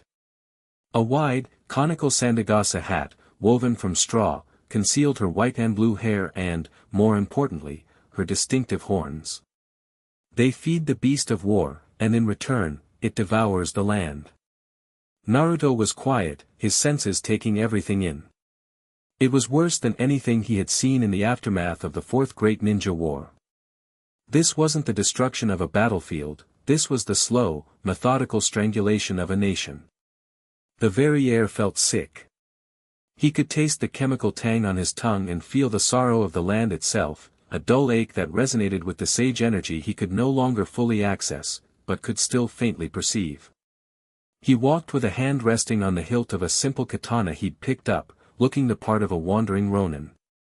His own clothes were beyond repair, and he now wore a dark blue yukata, the vibrant orange of his past life a distant memory. As they neared the borders of the flower capital, the change was jarring. The smog-choked sky miraculously cleared, giving way to a pristine blue. The poisoned rivers were diverted, replaced by clean, babbling brooks. The dead earth was hidden behind manicured forests and vibrant, blooming flower fields. It was as if they had stepped through a portal into another world. The capital is a facade, Yamato murmured, pulling the brim of her hat lower. All the nation's resources, all its food and clean water, are funneled here for the shogun and his cronies. The rest of Wano starves so that this one city can pretend it's paradise. A gilded cage, Naruto said, his eyes narrowed. He could hear it now, the distant sound of music, of laughter, of life. But beneath it, his enhanced senses picked up something else. A low, frantic hum of anxiety, like the frantic wing beats of a trapped bird. They passed through the main gate without issue, blending into the stream of merchants and travelers. The guards, clad in purple and black, were arrogant and lazy, more concerned with extracting petty bribes than with actual security. The city within was an explosion of sensory information. The streets were paved with clean flagstones, lined with colorful banners that fluttered in the breeze. The air smelled of grilled seafood, sweet dango, and fragrant cherry blossoms. People crowded the streets, their kimonos bright and clean. Children chased each other with pinwheels, their laughter echoing off the ornate rooftops. A festival was in full swing. It was beautiful. And it was all a lie. Naruto saw it instantly. He saw the merchant who bowed and smiled at the passing guards, but whose hands were trembling as he clutched the pouch of coins he'd just been forced to hand over. He saw the woman admiring a bolt of silk, her eyes full of longing but her stomach rumbling with a hunger she tried to hide. He saw the group of men laughing loudly at a joke, their eyes constantly darting towards the officials patrolling the streets, a deep-seated fear warring with their forced merriment. "They're smiling," Naruto said quietly, his voice tight. "But none of them are happy." Yamato nodded, her own gaze sweeping the crowd. "They smile because if they don't, the Oniwabanshu will mark them as dissidents. In Orochi's Wano, sadness is a crime." They moved deeper into the city, two shadows in a sea of forced sunlight. Yamato's plan was to gather information, to find the hidden allies of the Kazuki clan, but Naruto knew that you could learn more about a place from its people than from its spies. They bought skewers of grilled squid from a street vendor, and Naruto watched as the old man's hands shook when he took their coins, his eyes flitting nervously over their Ronin attire. Strangers with swords were always a potential threat. Naruto offered the man a genuine, easy smile. "Thank you for the meal, old man. It smells delicious." The vendor blinked, surprised by the simple, unthreatening courtesy. A flicker of a real smile touched his lips before it was quickly suppressed. "Enjoy it," he mumbled, turning away. It was a small thing, but it told Naruto everything. Kindness was a foreign currency here. Suddenly, a wave of excitement passed through the crowd. People began to scramble, clearing the main thoroughfare, their chatter dropping to hushed, reverent whispers. A phalanx of heavily armed samurai marched down the street, their armor immaculate, their expressions grim. They pushed the common folk back with the butts of their spears, creating a wide, empty lane. "What's going on?" Naruto asked. "The procession," Yamato whispered, pulling him back into the shadow of a noodle stall. "It must be her." First came the attendants, two young girls, Kamuro, in matching red kimono, their faces painted a stark white. Then came the bodyguards, a dozen imposing men, their hands resting on the hilts of their swords. And walking between them, on impossibly tall, lacquered Geta sandals that required a strange, gliding gait, was the woman at the center of it all. She was, by any definition, the most beautiful woman Naruto had ever seen. Her kimono was a work of art, a masterpiece of silk and gold thread depicting scenes of cranes in flight. Her face was a perfect oval, painted in the traditional white of an oiran, her lips a small, perfect red bow. Her hair was an elaborate, lacquered construction of loops and combs, impossibly heavy, a crown of black silk. She was Kamurasaki, the dayu, the highest-ranking courtesan in all of Wano. A collective sigh of adoration went through the crowd. Men stared, their mouths agape, their hearts in their eyes. Women watched with a mixture of awe and bitter envy. She was a living legend, an icon of beauty so profound she could ruin a man with a single glance. Her gaze was held high, a mask of serene, untouchable arrogance. She didn't look at the crowd. She looked through them, as if they were nothing more than pebbles on the road. Yamato let out a low hiss. "Kamurasaki. They say her beauty is second only to her greed. She's bled countless rich fools dry. She is the jewel of Orochi's gilded cage." But Naruto wasn't looking at the kimono or the painted face. He was looking into her eyes. And with the strange, empathetic perception granted to him by his new powers, an amplification of the emotional sense he'd always had, he saw past the mask. He saw what no one else could. The arrogance was a shield. The serene expression was a prison. Behind the untouchable facade of Kamurasaki the dayu, there was a well of profound, soul-crushing sorrow. He saw a flicker of rage, so deeply buried it was almost imperceptible, and a weariness that spoke of years spent playing a part. He wasn't looking at a goddess of beauty. He was looking at a soldier on a long and lonely battlefield. His intense, analytical gaze did not go unnoticed. Standing near the procession, a man with a distinctive top knot and a calm, dangerous demeanor watched the crowd. This was Kayashiro, the owner of the pleasure district and one of Orochi's most trusted sword hands. His eyes, sharp as a hawk's, swept the onlookers, dismissing the slack-jawed admirers. Then his gaze fell on Naruto. He saw a young ronin, unremarkable at a glance, but who was not looking at Kamurasaki with lust or awe. He was looking at her with an unnerving, focused intensity, as if he were reading the pages of a sealed book. Kayashiro's hand, resting casually on his sword, tensed slightly. This man was different. He was a variable. The procession was almost past them when the disturbance occurred. An old man, frail and thin, had been pushed to the front of the crowd. He stumbled, trying to catch his balance, and accidentally bumped into a wealthy merchant who was fawning over the oiran. The merchant, outraged at being touched by a commoner, shoved the old man violently. The old man fell to his knees, his small bag of rice spilling onto the flagstones. "Insolent peasant," the merchant shrieked, wanting to make a show of his status. "You dare touch me during the Dayu's procession?" "Guards!"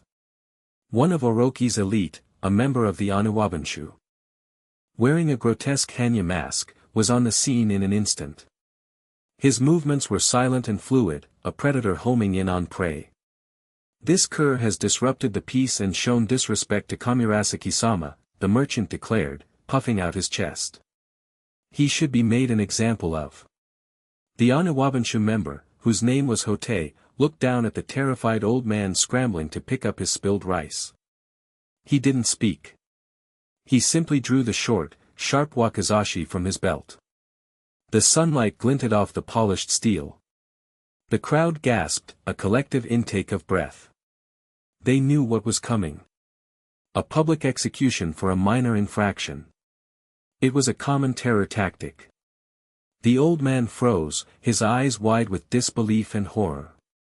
"Please, it was an accident, my grandchildren are waiting." Hote raised the sword, preparing for a swift, downward strike to the man's neck. Yamato tensed beside Naruto, her hand gripping the handle of her club under her kimono.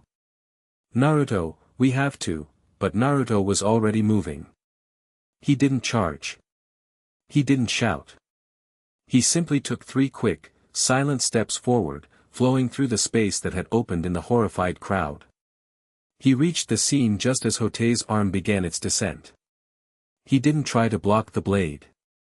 He simply placed his hand on the swordsman's arm. His touch was light, almost casual. But it stopped the arm mid-swing as if it had hit a wall of solid steel. Hote froze, shocked. He tried to force his arm down, but it wouldn't move.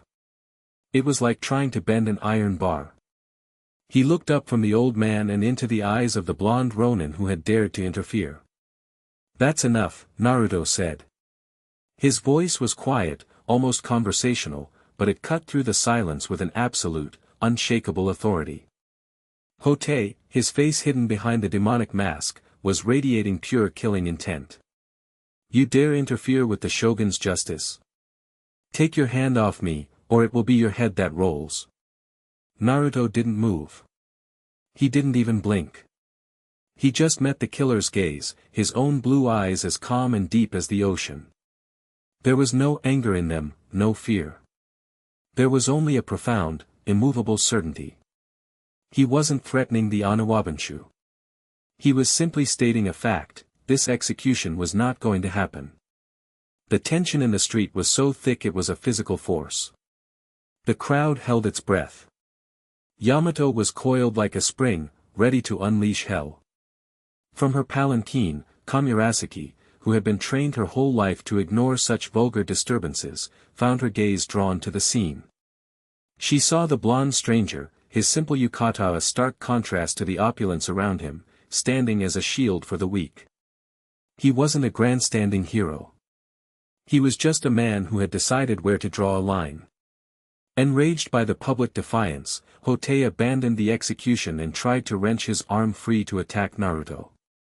He channeled his strength, the muscles in his arm bulging. But Naruto's grip was like a vice. Without any visible effort, he held the elite ninja in place. "I won't say it again," Naruto said, his voice dropping an octave, a hint of a growl underneath it. The air around him seemed to crackle, a faint, invisible pressure that made the hair on Hotei's neck stand on end. It was the same pressure one felt moments before a lightning strike. Before the situation could escalate into a full-blown battle, Kayashiro intervened. He moved with the lazy grace of a lion, stepping between them. "Hotei," Kayashiro said, his voice sharp and cold. "The Kamurasaki Dayu is being delayed. Do you intend to make her late for her appointment with the shogun over a bit of spilled rice? Clean up this mess and return to your post." Hotei bristled, but the command from Kayashiro, one of Orochi's direct vassals, could not be ignored. With a final, hate-filled glare at Naruto, he released his sword arm, or rather, Naruto released him. Hotei sheathed his wakizashi with a sharp click, grabbed the cowering merchant by the collar, and shoved him away. "Get out of my sight." Then he melted back into the shadows of the procession. Kayashiro turned his attention to Naruto. His eyes lingered on Naruto's hand, the one that had stopped an Oniwabanshu cold, before meeting his gaze. "You have a strong arm, Ronin. And a stronger spine. A rare combination in this city." His lips curled into a semblance of a smile, but it didn't reach his eyes. "But a strong spine is easily broken. Be careful where you choose to stand." He gave Naruto a final, appraising look before turning and following the procession, which had now resumed its stately pace. Naruto watched him go, then turned and helped the old man to his feet, gathering the last of the spilled rice and putting it back in his bag. "Thank you," the old man whispered, bowing so low his forehead nearly touched the ground. "Thank you, young master. You saved my life." "Just be more careful," Naruto said, patting him on the shoulder. "Go home to your grandchildren." He watched the old man scurry away into the crowd. The incident was over. But in the space of 30 seconds, he had made an enemy of the Oniwabanshu and drawn the attention of both the most powerful courtesan and the most dangerous swordmaster in the capital. Yamato came up beside him, her expression a mixture of awe and exasperation. "You can't help yourself, can you? You're like a magnet for trouble." "Someone had to step in," Naruto said simply. "Yes," Yamato agreed, a grin spreading across her face. "That's what Odin would have done." Naruto just sighed. As he turned to leave, he glanced one last time at the departing procession. For a fleeting second, his eyes met Kamurasaki's. Her mask of arrogance was back in place, but he saw something else in their depths.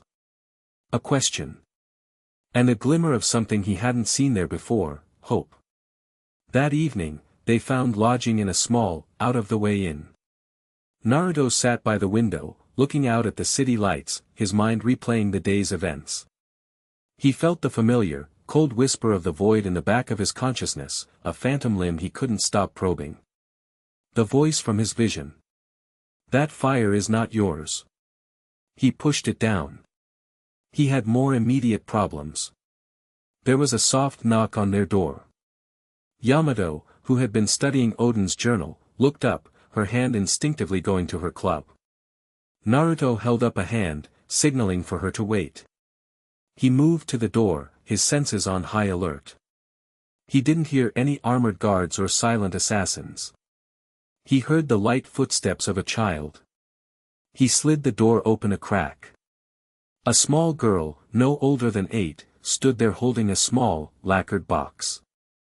She was one of the Oiran's young attendants, a Kamuro. "Are you the Ronin from the street today?" she asked, her voice a tiny whisper. Naruto knelt down to her level. "I am." She held out the box. "Kamurasaki-sama wishes to thank you for your timely intervention. She asks that you meet her. The location is written inside." The girl bowed deeply and then scurried away down the hall before he could ask any questions. Naruto closed the door and opened the box. Inside, on a bed of silk, was a single, perfect moon-viewing dango. Beneath it was a small, rolled-up piece of paper. He unrolled it.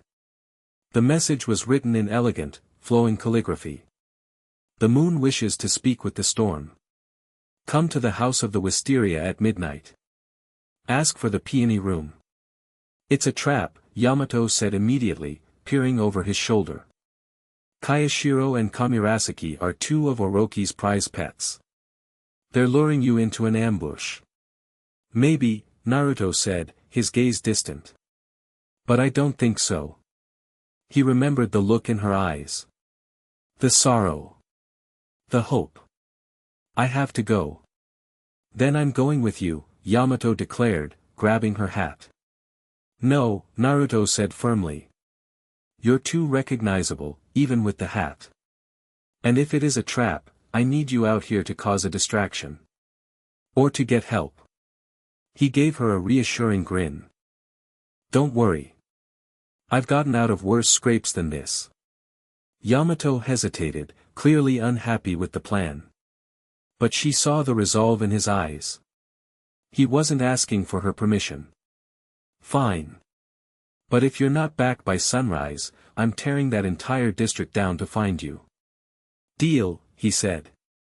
Midnight found Naruto standing before the house of the wisteria, one of the most exclusive tea houses in the pleasure district. He was unarmed, having left his borrowed katana at the inn to appear less threatening. He walked in, gave the name of the room to the stern-faced proprietor, and was led up a winding staircase to a private room at the back of the establishment. The shoji screen slid open to reveal a large, elegant room. A single lantern cast a soft, warm glow. The far wall was open to a private balcony that overlooked a tranquil garden and the moonlit river beyond. Standing on the balcony, her back to him, was a woman in a simple but elegant lavender kimono. Her elaborate hairstyle was gone, her long black hair flowing freely down her back. She turned as he entered. It was Kamirasaki. But without the white makeup, the heavy silks, and the mask of arrogance, she was a different person. Her features were softer, her beauty more natural and infinitely more striking. This was not the Dayu. This was the woman behind the mask. Thank you for coming, Ronin-san, she said, her voice a soft melody, free of the formal affectations she used in public. You're taking a big risk, meeting with me, Naruto said, remaining by the door. My face is probably on a wanted poster by now. My entire life is a risk, she replied, her eyes sad. She gestured to the cushion opposite her. Please. Sit. He did, his body tense and ready. She knelt gracefully, pouring him a cup of tea. Why did you intervene today? She asked, her gaze direct and searching. You could have been killed. For a stranger. Naruto thought for a moment, looking into the swirling green tea. I've seen what happens when good people do nothing. I saw a man who was about to lose everything over nothing. In my home, we have a saying, that the nail that sticks out gets hammered down. I guess I'm just a bad nail. A small, genuine smile touched her lips, a startlingly beautiful sight. A bad nail, she repeated softly. I see. She looked out at the moon. The people of this city, they see me as a goddess. A creature of fantasy. But I am just a woman in a cage, forced to sing for her captor. Every day, I have to smile at the men who helped destroy my family. I have to entertain the monster who murdered my father. Her voice broke on the last word, a tremor of raw, unfiltered grief. Naruto's heart clenched. Your father? He asked gently. Her eyes met his, and he saw a fire in them that had been banked for 20 long years. My name is not Kamirasaki. My name is Kazuki Hayori. And my father was Kazuki Oden. The name hit him like a physical blow. The hero Yamato idolized.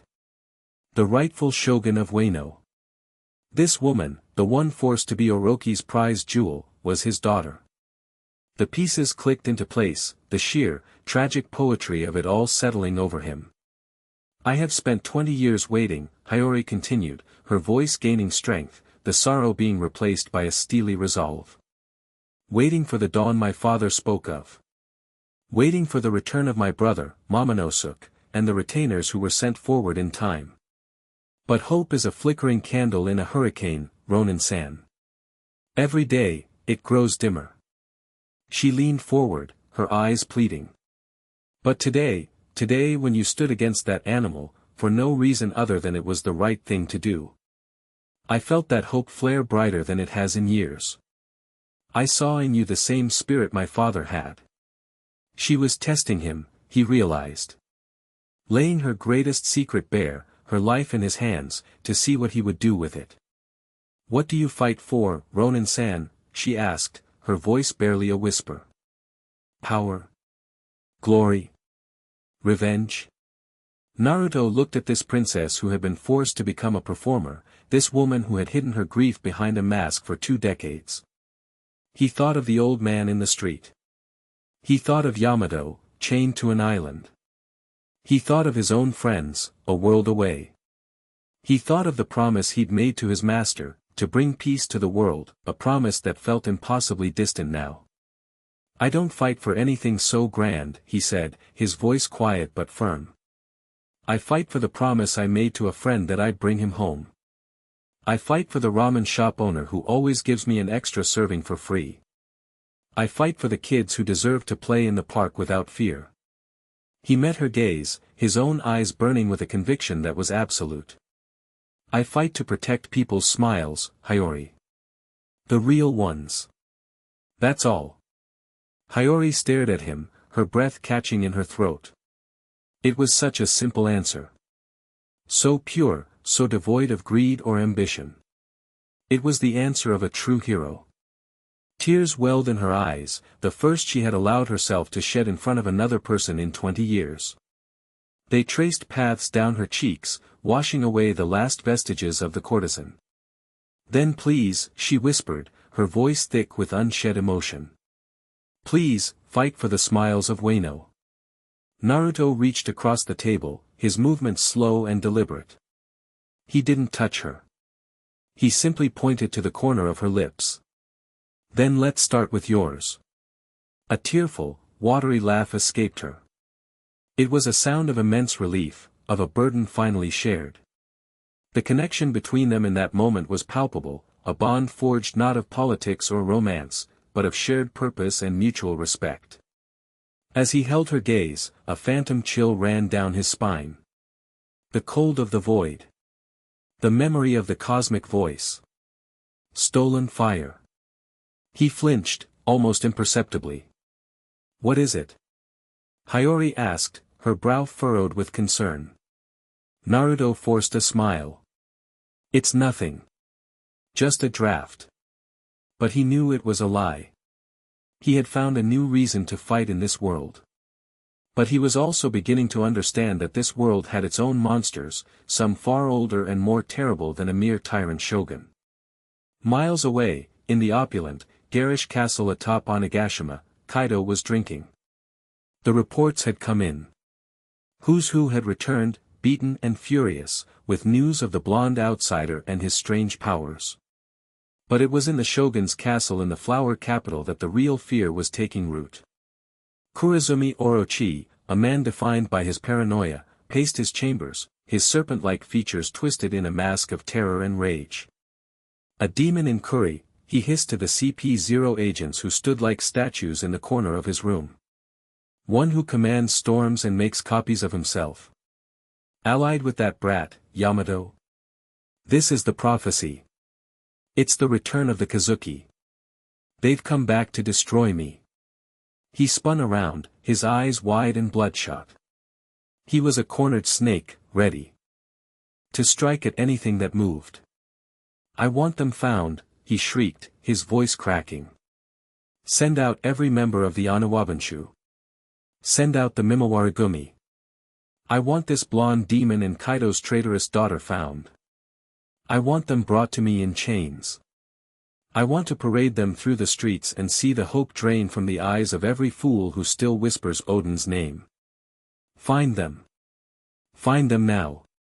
His screech echoed through the castle, the desperate cry of a terrified king. The hunt was on. Chapter 4, The Calamities Plague and the Dragon's Roar. The dawn that followed Naruto's clandestine meeting with Hiyori broke gray and grim over the flower capital. He had slipped back into the inn just before sunrise, a new, heavy weight of purpose settled on his shoulders. The name Kazuki Hiyori was a secret he now guarded as fiercely as his own. Yamato had been waiting, pacing like a caged tiger, her relief at his return quickly turning to fiery curiosity. "So?" she demanded, her kanabo propped against the wall. "Was it a trap? Did you have to fight your way out? Did you learn anything?" Naruto looked at his new, impetuous friend. He trusted her, but Hiyori's secret was not his to share. "Not yet. It wasn't a trap," he said, keeping his tone even. "She's an ally. A powerful one, with eyes and ears all over the capital. She gave me this." He produced a small, detailed map, drawn on fine rice paper. It was a layout of the Udon region, a territory firmly under Kaido's control. Several locations were circled in red ink, weapons factories, supply depots, and one particularly large complex marked with a foreboding symbol, a stylized scorpion's tail. "Udon," Yamato breathed, her eyes widening as she recognized the symbol. "That's Queen's territory." "Komurasaki," Hiyori, said this is the heart of his operations, Naruto explained, his finger tracing the lines on the map. He used Hiyori's public name out of habit, a necessary precaution. "It's more than just a prison for rebels and a labor camp for the factories. It's a laboratory." "A laboratory for what?" Yamato asked, a sense of dread creeping into her voice. "She called them Pixite shells," Naruto said, his expression hardening. "Playgrounds. Biological weapons he's developing for the war. There's a shipment scheduled to go out in 2 days, bound for Onigashima. We have to stop it." Yamato's fist clenched around the hilt of her club. "Queen. Of all my father's calamities, he's the most depraved. He finds joy in suffering. The prisoners in Udon, they aren't just workers. They're his test subjects." A cold anger, sharp and focused, settled over Naruto. He remembered the stories Jiraiya had told him of Aim, the village that had been a perpetual battlefield, its people used as pawns and discarded. He had sworn to never let that happen again. "Then we're not just stopping a shipment," he said, his voice dropping to a low, dangerous register. "We're tearing the whole place down." Their escape from the capital was swift and silent. Hiyori's information had included the blind spots in the city's patrol routes, a secret path that wound through the opulent gardens of the nobility and out into the blighted wilderness. They moved under the cover of the pre-dawn gloom, 2 ghosts leaving the gilded cage behind. The air in Udon was thick with the stench of molten steel and something else, something acrid and chemical that burned the back of the throat. The sky was a permanent, rusty orange, reflecting the infernal glow of the forges that ran day and night. The land was a graveyard of industrial waste, the ground littered with slag heaps and pools of iridescent sludge. And at the center of it all, carved into a massive basin in the earth, was the Udon excavation labor camp. It was less a prison and more an open-air tomb. From a ridge overlooking the facility, Naruto and Yamato surveyed the scene. The prison was a vast, circular pit, ringed by watchtowers and catwalks. Thousands of prisoners, their bodies little more than skin and bone, toiled under the whips of the beast pirate guards. They chipped away at the rock with pickaxes, their movements slow and listless, their eyes hollow with despair. The sheer scale of the suffering was staggering. It was a vision of hell made real. "Hiyori's allies are in there," Naruto said, his voice tight. He pointed to a group of prisoners being herded towards a separate, heavily guarded structure at the edge of the pit. "That must be the lab. And those must be the ones chosen for today's experiment." Yamato gripped her Takuru club so tightly her knuckles were white. "There are too many guards for a frontal assault. And if we attack the lab directly, they'll kill the hostages." "Then we don't give them the chance," Naruto replied, his mind already working, formulating a plan. His tactical sense, honed by years of leading clone platoons and outthinking his enemies, was kicking into high gear. We need a distraction. A big one. Something that pulls every guard's attention away from the prisoners. He looked at Yamato, a wild, audacious idea forming in his mind. How do you feel about making a grand entrance? Yamato's eyes lit up with a manic glee. I thought you'd never ask. Their plan was simple, brutal, and hinged on perfect timing. Yamato would be the hammer, and Naruto would be the scalpel. She started at the main gate. She didn't sneak. She didn't use subterfuge. She walked up to the massive, iron-reinforced gate, her Takaru club resting on her shoulder, and kicked it. The gate, designed to withstand a siege, shuddered and boomed like a drum, a deep, resonant sound that echoed across the entire basin. The guards in the nearest watchtower stared in disbelief. Who the hell is that? One shouted. Yamato kicked it again, harder this time. A visible dent appeared in the thick iron. Tell your master, Queen, that Kazuki Oden has returned to reclaim this land, she bellowed, her voice amplified by her own powerful lungs, carrying to every corner of the prison. For a moment, there was stunned silence. Then, a wave of motion rippled through the prisoners. Heads lifted.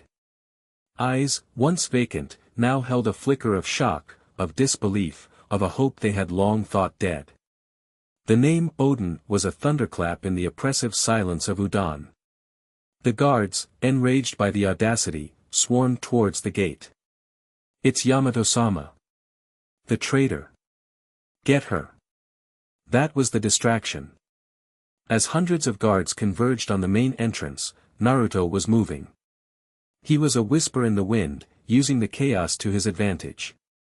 He leaped from the ridge, landing silently on the roof of one of the factory buildings. From there, it was a blur of motion. He sprinted across rooftops, leaped across chasms between buildings, his movements so fast and fluid he was little more than a flicker in the corner of the eye. He was making for the lab, the heart of the operation. He reached the lab building and dropped down into the alley behind it. 2 guards stood watch at the back entrance. Before they could even register his presence, he was on them. 2 swift, precise chops to the back of their necks, and they crumpled to the ground, unconscious. He didn't have time for mercy, but he still refused to kill unless absolutely necessary. He slipped inside. The interior was a stark, sterile white, a chilling contrast to the filth outside. He followed a long corridor, the air growing colder, the chemical smell intensifying. He heard a voice, a booming, flamboyant baritone that dripped with self-satisfaction. Funk-a-doodle-doo. My brilliant new creation is almost ready for its grand debut. The mummy virus is a work of art. It drains the moisture from its victims, leaving them perfectly preserved husks of their former selves. A beautiful, clean death. Zoom zoom zoom. Naruto peered around the corner. In the center of a large, amphitheater-like laboratory stood one of the most bizarre men he had ever seen. He was grotesquely obese, with a tiny head, a long, braided ponytail, and a mechanical left arm. He wore lipstick, sunglasses, and a leather corset. This had to be Queen the Plague. He was posturing before a group of terrified prisoners who were chained to the wall. Among them, Naruto recognized a few faces from the descriptions Hiyori had given him, a grizzled old Yakuza boss, a stoic sumo wrestler, and several samurai in tattered rags.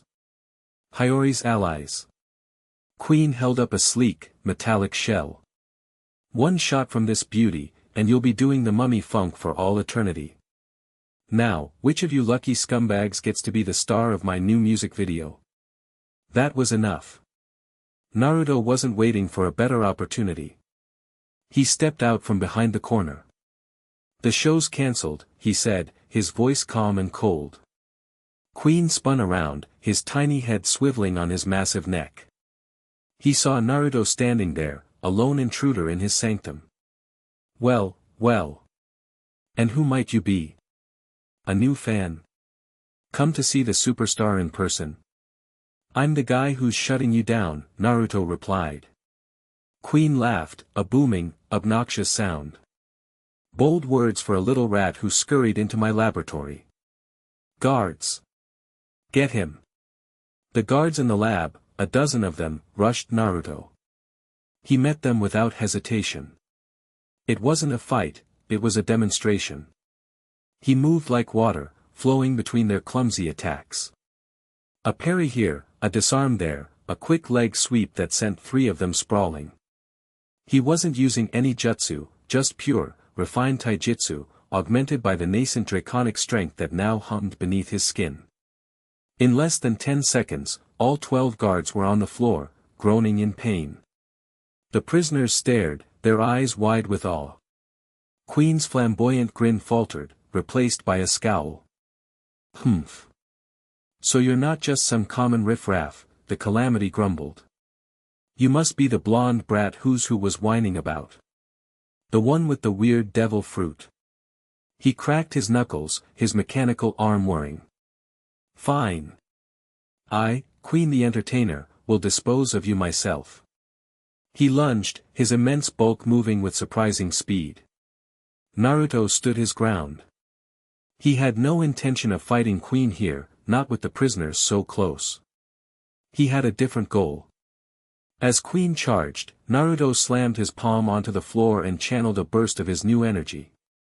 A wall of solid, azure-scaled dragon skin, shimmering and impossibly hard, erupted from the floor, blocking Queen's path. The Calamity slammed into it head-on with a thunderous crash, shaking the entire building. Naruto used that split second to race to the prisoners, his hands moving in a blur. The locks on their chains were thick and heavy, but the draconic power gave his fingers a crushing strength. He shattered the locks one by one with a series of sharp, focused pinches, the metal groaning and snapping under the pressure. You're free, he yelled at the stunned samurai. Get out of here. Create chaos. Free the others. The old Yakuza boss, a man named Hyogoro, looked at Naruto with eyes full of a renewed fire. Who are you? A friend of the dawn, Naruto said, echoing Hiyori's words. Now go. With a roar, the freed prisoners, led by the legendary Hyogoro, charged out of the lab, their spirits ignited. Queen, bellowing in rage, finally smashed through the dragon scale wall. He saw the empty chains, the escaping prisoners. His face turned purple with fury. You little pest. You've ruined my rehearsal. I'll turn you into a modern art exhibit. His mechanical arm detached from his shoulder, connected by a long chain, and shot towards Naruto like a grappling hook. Naruto sidestepped it easily and sprinted out of the lab, leading the enraged Calamity on a chase through the prison complex. This was the second part of his plan, draw the big boss away, leaving the prisoners free to rebel. The alarm was blaring now, a shrill, incessant wail. The prison was in full-blown chaos. Yamato was a whirlwind of destruction at the main gate, her kanabo sending guards flying like bowling pins. The newly freed prisoners, led by Hyogoro, were a tidal wave of rebellion, overwhelming their malnourished and surprised captors. Naruto led Queen out into the main basin of the quarry. He needed space. A lot of it. Hold still so I can kill you.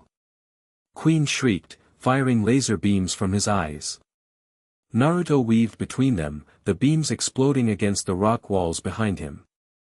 You talk too much. Naruto taunted, trying to get under his skin. Funk you. Queen roared, and in a grotesque transformation, his body contorted and elongated.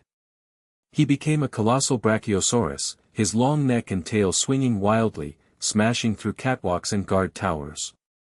His sheer size was absurd, his head towering hundreds of feet in the air. Now you're just a big target. Naruto yelled up at him. He knew he couldn't win this fight with taijutsu.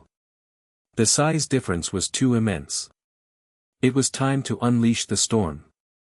He took a deep breath, reaching inward, past the familiar warmth of his own chakra, and grasped the wild, elemental power of the dragon.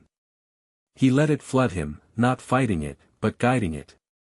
The transformation was faster this time, more controlled. Agony was replaced by a sense of exhilarating power. His body elongated, his bones shifting and reshaping.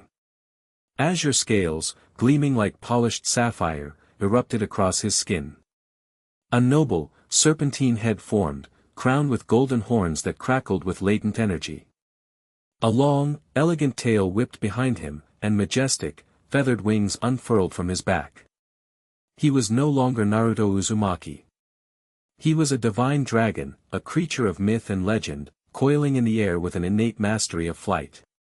He was smaller than Queen's Brachiosaurus form, but his presence was infinitely more potent, an embodiment of grace and raw, natural power. The prisoners below stopped fighting, their mouths agape as they stared at the magnificent azure dragon in the sky. Even Yamato, locked in combat, paused to look up, her heart swelling with a fierce pride. Queen stared, his tiny dinosaur eyes wide with shock. Another ancient Zoan? And a dragon, at that? What is going on today? Naruto didn't give him time to recover. He opened his mouth, and a torrent of power erupted. But it wasn't the burrow breath of Kaido, a blast of pure thermal destruction. This was different. It was a focused, howling gale of wind, embedded with razor-sharp vacuum blades. He was a master of the storm, and this was his wrath. Dragon's breath, tempest cutter. The blast of wind scythed across the quarry, not aimed at Queen, but at the weapons factories lining the pit. The razor-sharp currents of air sliced through the metal structures as if they were made of paper. With a deafening shriek of tearing metal, the factories were shredded, collapsing in on themselves in a tangled heap of wreckage. He was systematically dismantling Queen's entire operation. "My factories!" Queen shrieked, his voice a comical squeak from the giant dinosaur. "My beautiful weapons!" He swung his massive head, trying to bite Naruto out of the air. Naruto coiled and dodged with impossible grace, the huge jaws snapping shut on empty space. "You're too slow, fatso." Naruto's voice boomed, now layered with a draconic resonance. He swooped lower, his eyes scanning the battlefield. He saw a group of guards cornering some prisoners, preparing to use rifles loaded with the plague rounds. He dove, his speed a blue streak against the orange sky. He didn't use a breath attack. He opened his mouth and let out a roar, a pure, elemental command over water. Moisture in the air, from the clouds, from the poison pools on the ground, answered his call. It coalesced in an instant, forming a massive wave of surprisingly clean, pure water that crashed down upon the quarry. It wasn't a destructive tsunami, it was a cleansing flood. It washed over the prisoners, cooling their fevered brows and washing the filth from their bodies. It slammed into the guards, knocking them off their feet and dousing the fuses on their weapons. And most importantly, it swept over the crates of Excite shells, the pure water neutralizing the chemical agent of the mummy virus, rendering it inert. With one move, he had saved the prisoners, disarmed the guards, and neutralized the plague. It was a display of overwhelming power used not for destruction, but for protection. It was the antithesis of everything Kaido and his calamities stood for. Queen, enraged beyond reason, reverted to his hybrid form. "That's it. I'm done playing. Brachio Bomber." He launched his own torso from his lower body like a missile, flying straight at Naruto. Naruto saw the ludicrous attack coming. He didn't try to overpower it. He outsmarted it. He folded his wings and dove, letting the flying Brachio Queen soar past him. Then, with a flick of his powerful tail, he lashed out and smacked the calamity's flying upper body from behind, sending him spiraling out of control. Queen crashed headfirst into the wall of the quarry, his head getting stuck in the rock with a comical thwump. His legs, left behind on the ground, ran in place, confused. It was over. Naruto hovered in the air, his magnificent draconic form casting a long shadow over the liberated prison. The remaining guards, their spirits broken by the sight of their leader defeated and their factories destroyed, threw down their weapons and surrendered. A roar went up from the thousands of prisoners. It wasn't a cry of battle. It was a cheer of pure, unadulterated joy and liberation. They chanted the name Yamato had given them, the name of the mythical beast that had saved them. Ryujin. Ryujin. Ryujin-sama. Naruto landed softly in the center of the quarry, the transformation receding, his human form returning. He was exhausted, the large-scale use of his dragon powers having drained him significantly. But as he looked at the cheering faces, at the men and women who had been given back their lives, he felt a warmth spread through his chest that had nothing to do with draconic fire. Yamato ran to his side, her face flushed with excitement. "You did it, Naruto. You did it. You were amazing. A true dragon god." Hyogoro and the other samurai approached, bowing deeply. Ryujin-sama, the old Yakuza boss said, his voice thick with emotion. "You have given us back more than just our freedom.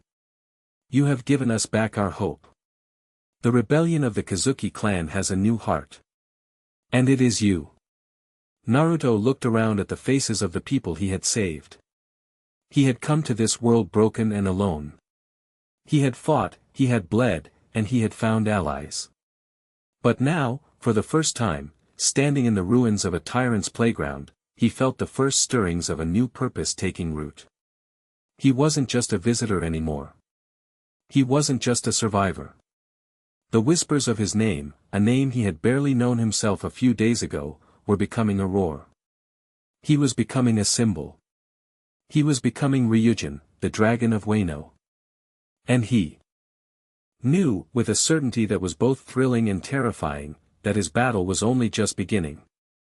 Chapter 5, The Onigashima Raid and the Bratty Pterosaur. The liberation of Udon was a spark in a powder keg. News of the event traveled on the wind, carried by freed prisoners and whispered in hushed, excited tones in the dark corners of every town. The story grew with each telling. A mysterious blonde ronin who could command the storm. A warrior in an Oni mask who fought with the fury of Odin. A calamity defeated.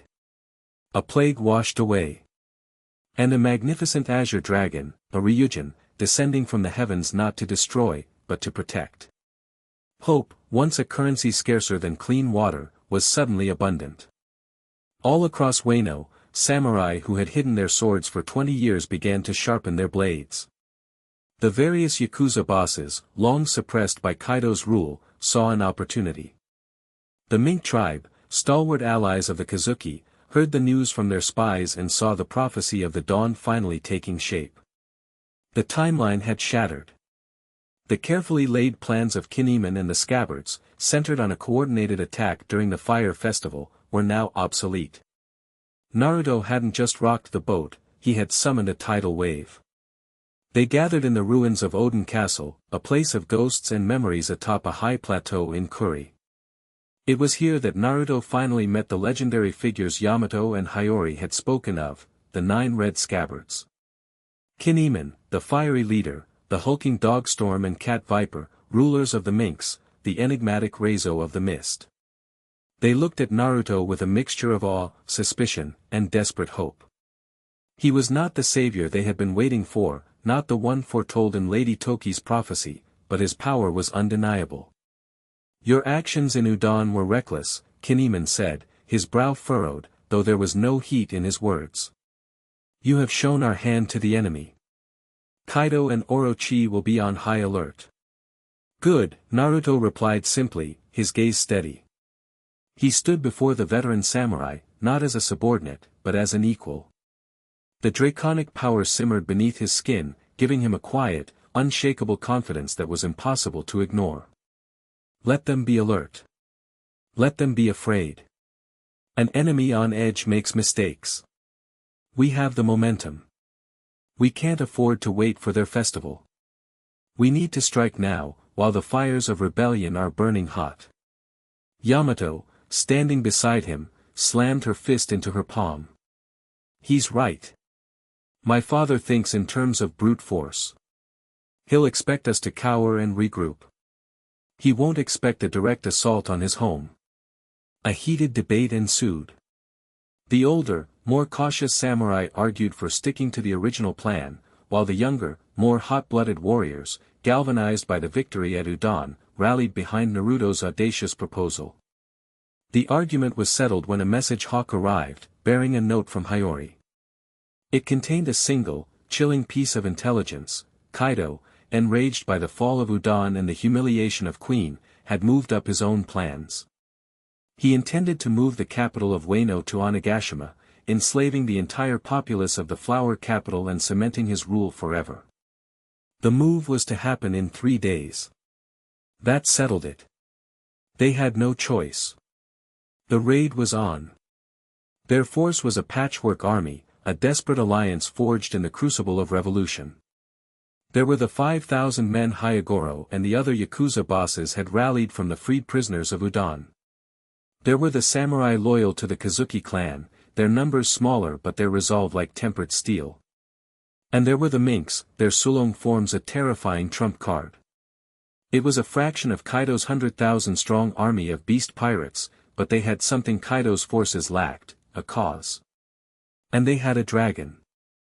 The night of the raid, a storm gathered over the waters of Wano. But this was no natural storm.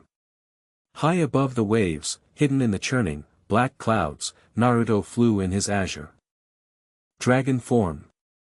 He was the eye of the hurricane, his innate control over the weather his greatest strategic asset. He whipped the winds into a frenzy, calling forth torrential rains and blinding fog. Under the cover of his manufactured tempest, the rebel fleet, a motley collection of fishing boats and commandeered vessels, sailed for Onigashima. The sea was a churning nightmare, the waves as tall as mountains. But where the rebel fleet sailed, the waters were strangely calm, the winds a gentle breeze. Naruto was carving a safe path through his own storm, a feat of power and control that left the veteran sailors in the fleet speechless with awe. "He is a god," one of the samurai whispered, watching the impossible corridor of calm water they sailed through. On the lead ship, Kinemon stood beside a now unmasked Yamato, staring towards the colossal skull of Onigashima, which was slowly emerging from the fog. "He is our only chance," the samurai leader admitted, his grip tight on his sword. They made landfall on the back side of the island, a jagged stretch of cliffs and caves far from the main entrance where the fire festival was in full swing. Naruto landed among them, his transformation receding, leaving him breathing heavily. Maintaining such a large-scale weather effect was draining, even for him. "The storm will hold for another hour," he announced, his voice carrying over the wind. "It's masking our presence. But once it breaks, they'll know we're here. We move fast, we hit hard, and we don't stop until we reach the roof." He looked at the assembled faces, samurai, Yakuza, minks, and his boisterous Oni princess partner. He was an outsider, a stranger who had fallen from the sky. Yet here he was, at the head of an army, about to charge into the heart of an emperor's fortress. He felt the familiar pre-battle thrill, the hum of adrenaline, but there was something else, too. A sense of belonging. These people were counting on him. "For the dawn of Wano," he roared, drawing his katana. "Raya!"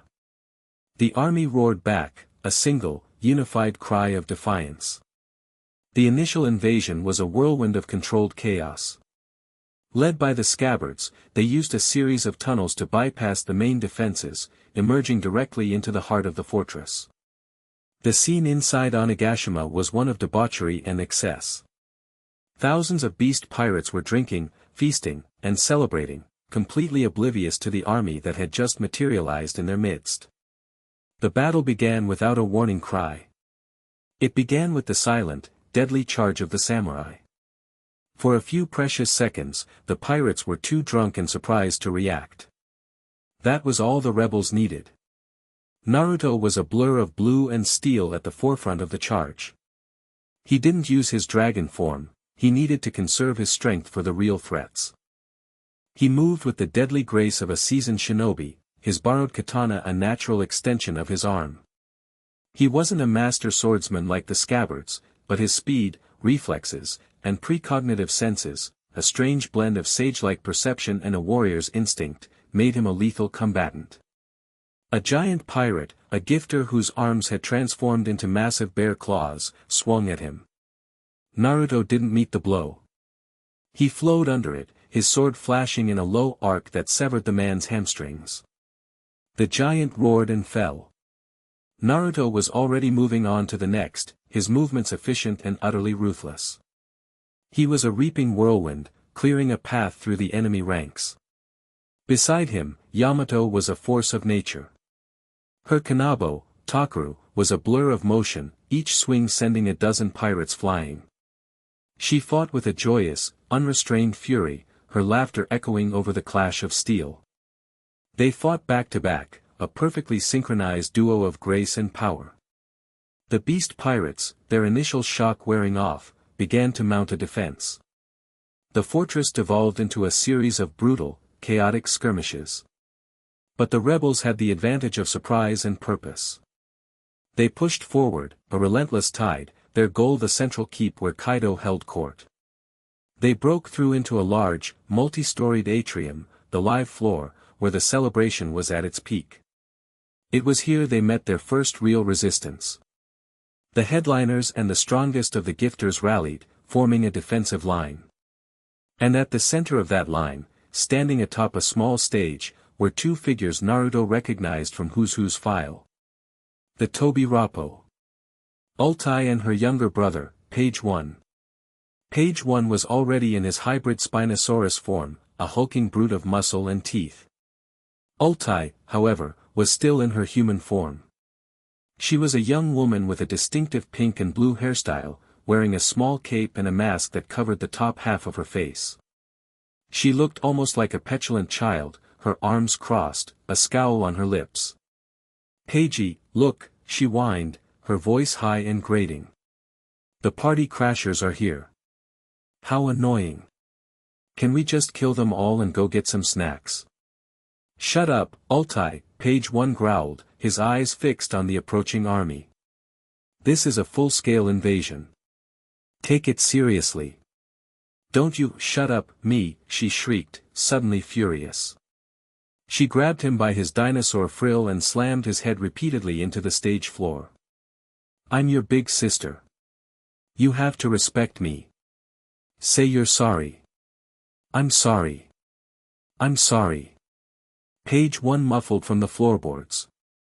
Naruto and Yamato exchanged a look. "These are the elite commanders." Ultai straightened up, dusting off her hands. Her gaze swept the invaders and landed on Naruto and Yamato at the front. Her eyes narrowed. "Hey! I remember you. You're my brother's new girlfriend," she yelled at Yamato. Then she pointed at Naruto. "And you? You're the chump who helped her get away." Yamato bristled. "I am not his girlfriend. And I am Kazuki Oden." "Shut up, Oden." Ultai screeched, her personality flipping on a dime. "No one cares. Pei, let's get M." With a roar, the two siblings charged. Page 1, a straightforward brawler, went straight for Yamato, their battle immediately becoming a monstrous clash of power, a Spinosaurus versus a guardian deity. Ultai, however, made a beeline for Naruto. "You're the one everyone's talking about, huh?" she yelled as she ran. "The new dragon? You don't look so tough." She leaped into the air, her form shifting mid-flight. With a crunch of bone and a shimmer of energy, she transformed. She became a Pachycephalosaurus, her most prominent feature the massive, domed skull, thick as a castle wall. "Ultimortar," she screamed, rocketing towards him headfirst. Naruto's eyes widened.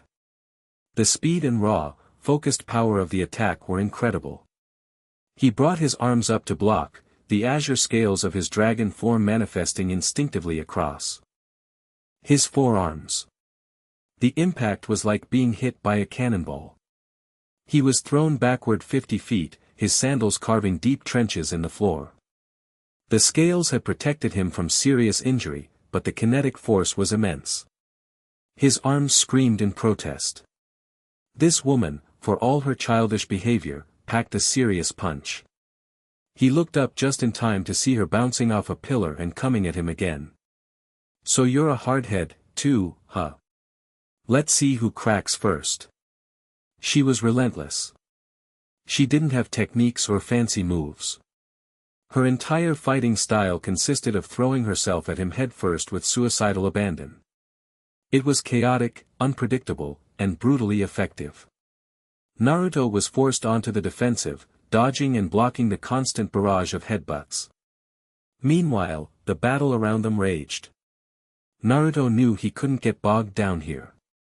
He was the rebellion's spearhead. He needed to get to Kaido. He had to end this fight, and quickly. He parried another headbutt, redirecting her into a wall, and used the brief opening to weave a hand sign. Shadow Clone Jutsu. 6 clones popped into existence, immediately fanning out. Ulti recovered from the wall, shaking her massive, domed head. She saw the clones and just laughed. More of your cheap tricks. You think that'll work on me? She charged at the nearest clone. The clone didn't try to fight. It just stood there, grinning, and held up a single hand sign. Naruto, the real one, did the same. The clone's body began to shimmer and swell. Clone Great Explosion. Ulti's eyes widened in panic as she realized what was happening, but it was too late. She couldn't stop her momentum. She slammed headfirst into the clone just as it detonated. The explosion was massive, a concussive blast that ripped through the atrium, sending pirates and samurai alike flying. When the smoke cleared, Ulti was lying in a crater, her Pachycephalosaurus form gone. She was back in her human form, her clothes torn, her body covered in soot and burns. She was groaning, trying to push herself up. She was tough, incredibly so, but the point-blank explosion had done serious damage. Naruto appeared beside the crater. He looked down at her, his expression unreadable. From across the room, Page 1 saw his sister fall. A primal roar of fury erupted from him. He disengaged from Yamato and charged towards Naruto, his eyes burning with hate. Ulti. Peiji, Ulti moaned from the crater. Naruto didn't even look at the charging Spinosaurus. He simply raised one hand. Sage Art, Massive Rasengan. A clone appeared on his back, helping him form the oversized sphere of chakra. It wasn't just a normal Rasengan. This one was infused with the natural energy he could gather, making it exponentially more powerful. The sphere grew to the size of a boulder, humming with an immense, contained power. Page 1 was fast, but Naruto was faster. He met the charge head-on, ramming the massive Rasengan directly into the Spinosaurus's chest. There was no grand explosion. There was only a deep, grinding roar and the sickening crunch of bone. Page 1's forward momentum was instantly, violently reversed. He was blasted backward, tumbling through the air like a discarded toy, before crashing through the far wall of the fortress and disappearing into the darkness outside. A single, decisive blow. Silence fell over the live floor. Every eye was on Naruto. He had just, in the space of 30 seconds, effortlessly defeated 2 of the Tobi Rappo, the elite of the beast pirates. He stood there, the dust settling around him, the faint traces of sage mode markings fading from around his eyes. He radiated an aura of calm, overwhelming power. He hadn't just beaten them. He had dominated them. He turned his attention back to the crater where Ulti lay. He walked to the edge and looked down at her. She stared up at him, her usual abrasive defiance replaced by a mixture of pain, fear, and disbelief. She had never been so thoroughly defeated.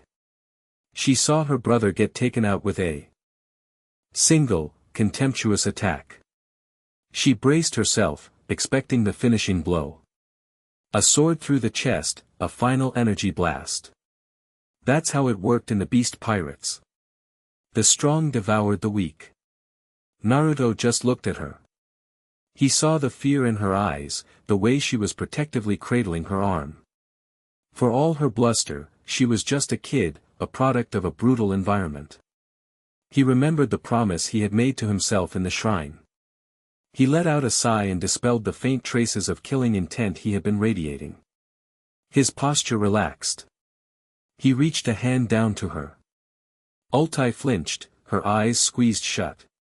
"The fight's over," Naruto said, his voice quiet. It wasn't a taunt. It was a simple statement of fact. "Stay down. Don't make me hurt you again." Altai slowly opened her eyes. She stared at his outstretched hand, then back at his face. She saw no malice, no triumph. Only a strange, weary sincerity. He wasn't going to kill her. He wasn't even going to take her prisoner. He was just dismissing her. As if she were no longer relevant to the battle. In a strange way, it was more insulting than any attack, but it was also profoundly confusing. This level of mercy, of casual dominance, was completely alien to her. She slapped his hand away. "Don't touch me," she snarled, though there was no real venom in it.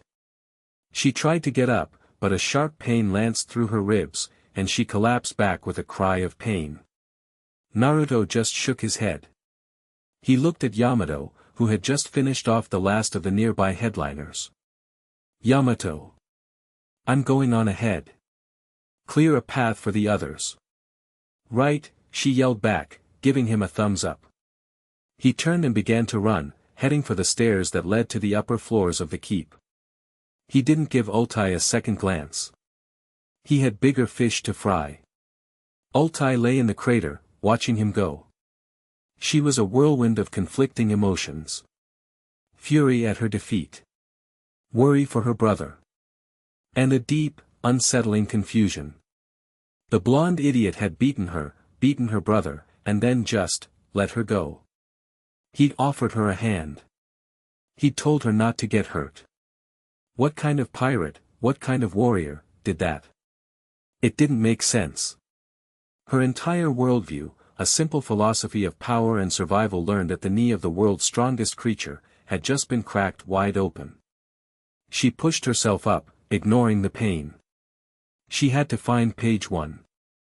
But as she stumbled out of the crater, her eyes kept drifting towards the stairs where the blonde stranger had disappeared. A strange, unfamiliar feeling began to bubble up inside her, something that felt suspiciously like grudging respect.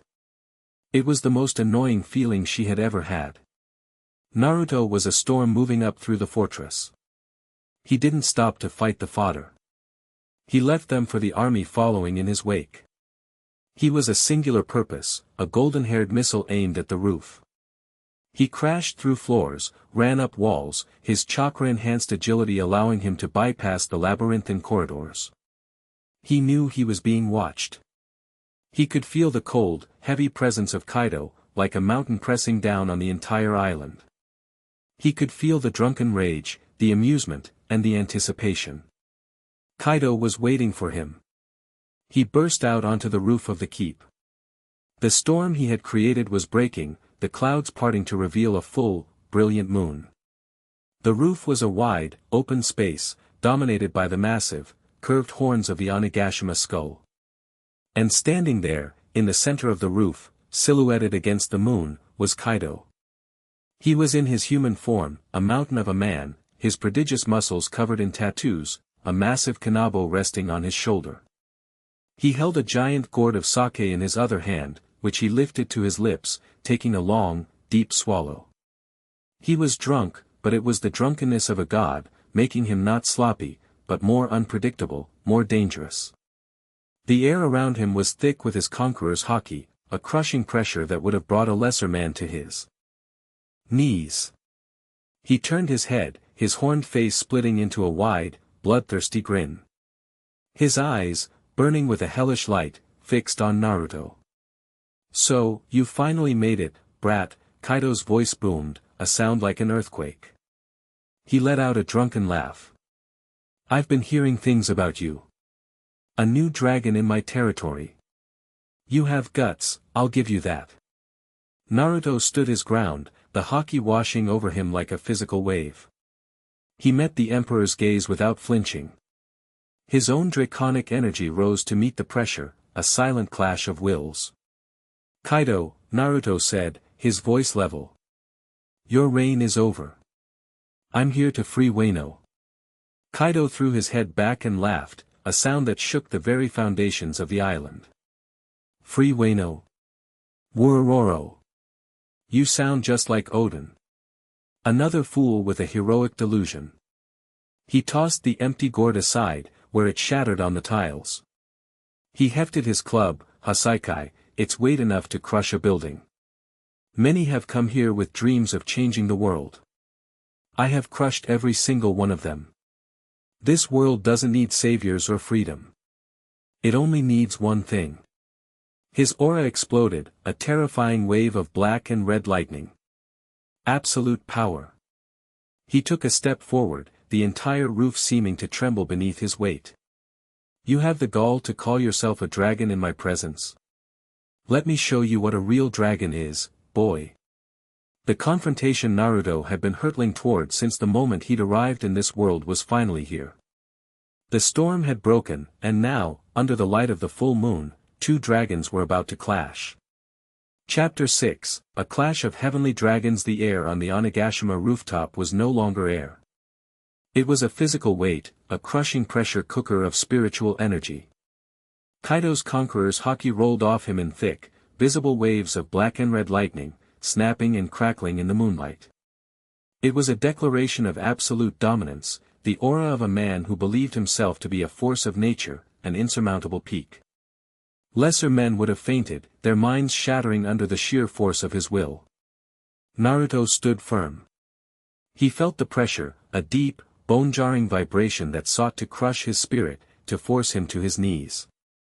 But inside him, his own power, a fusion of Uzumaki vitality, a sliver of Kurama's dormant fury, and the wild, divine energy of the Ryujin fruit, rose to meet it. He didn't have the same type of haki, the color of the Supreme King, that Kaido wielded. His was different. It wasn't the will to conquer, it was the will to protect. It was a stubborn, unyielding refusal to bow, a spiritual bedrock forged in a lifetime of defiance. The air around him shimmered with a faint, azure light, pushing back against the oppressive darkness, creating a small pocket of calm in the raging storm of Kaido's aura. Kaido's grin widened, his eyes glinting with genuine excitement. Worororo. You're still standing. Most people are unconscious by now, drooling on the floor. You really are different. He hefted his kanabo, Hasaikai, the massive spiked club looking like a natural extension of his arm. But standing is the last thing you'll ever do. He moved. For a man of his colossal size, his speed was terrifying. He didn't run, he simply closed the distance in an instant, a blur of muscle and rage. The kanabo swung, not in a wide arc, but a tight, vicious slash aimed at Naruto's head. It was coated in a thick, sinister layer of black haki, a blade that could shatter mountains. The air screeched as it tore through it. Naruto's world slowed to a crawl. His heightened senses, a gift from both his sage training and the dragon's instincts, saw the attack coming. He knew he couldn't block it. That club carried the weight of an island. He dropped, his body going boneless, and the club whistled over his head with a sound like a passing jet. The wind from the miss alone was a physical blow, tearing at his yukata. He used his momentum to spin into a low kick aimed at Kaido's ankle, a shinobi's tactic to disrupt a giant's balance. It was like kicking a statue. Kaido didn't even flinch. He just grunted in amusement and brought his foot down in a stomp that threatened to shatter the entire rooftop. Naruto pushed off the ground, backflipping away as the spot where he had been moments before exploded into a crater of shattered tiles and splintered wood. He landed 50 feet away, his heart hammering. This wasn't a fight. This was a natural disaster.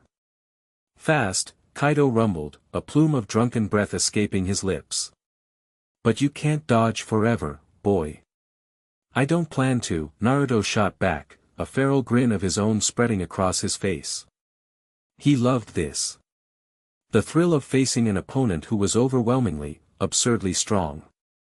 It was the same feeling he'd had fighting the third Raikage, a pure test of speed and power. He brought his hands together in a cross-shaped seal.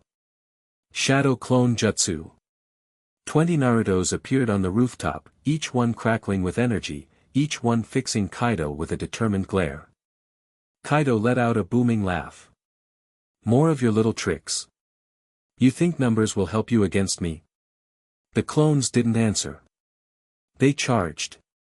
It was a beautiful, suicidal, and perfectly coordinated attack. Some threw kunai with exploding tags, forcing Kaido to swat them out of the air. Others came in low, trying to sweep his legs. A few leaped high, forming raisingans in their palms and diving down like golden comets.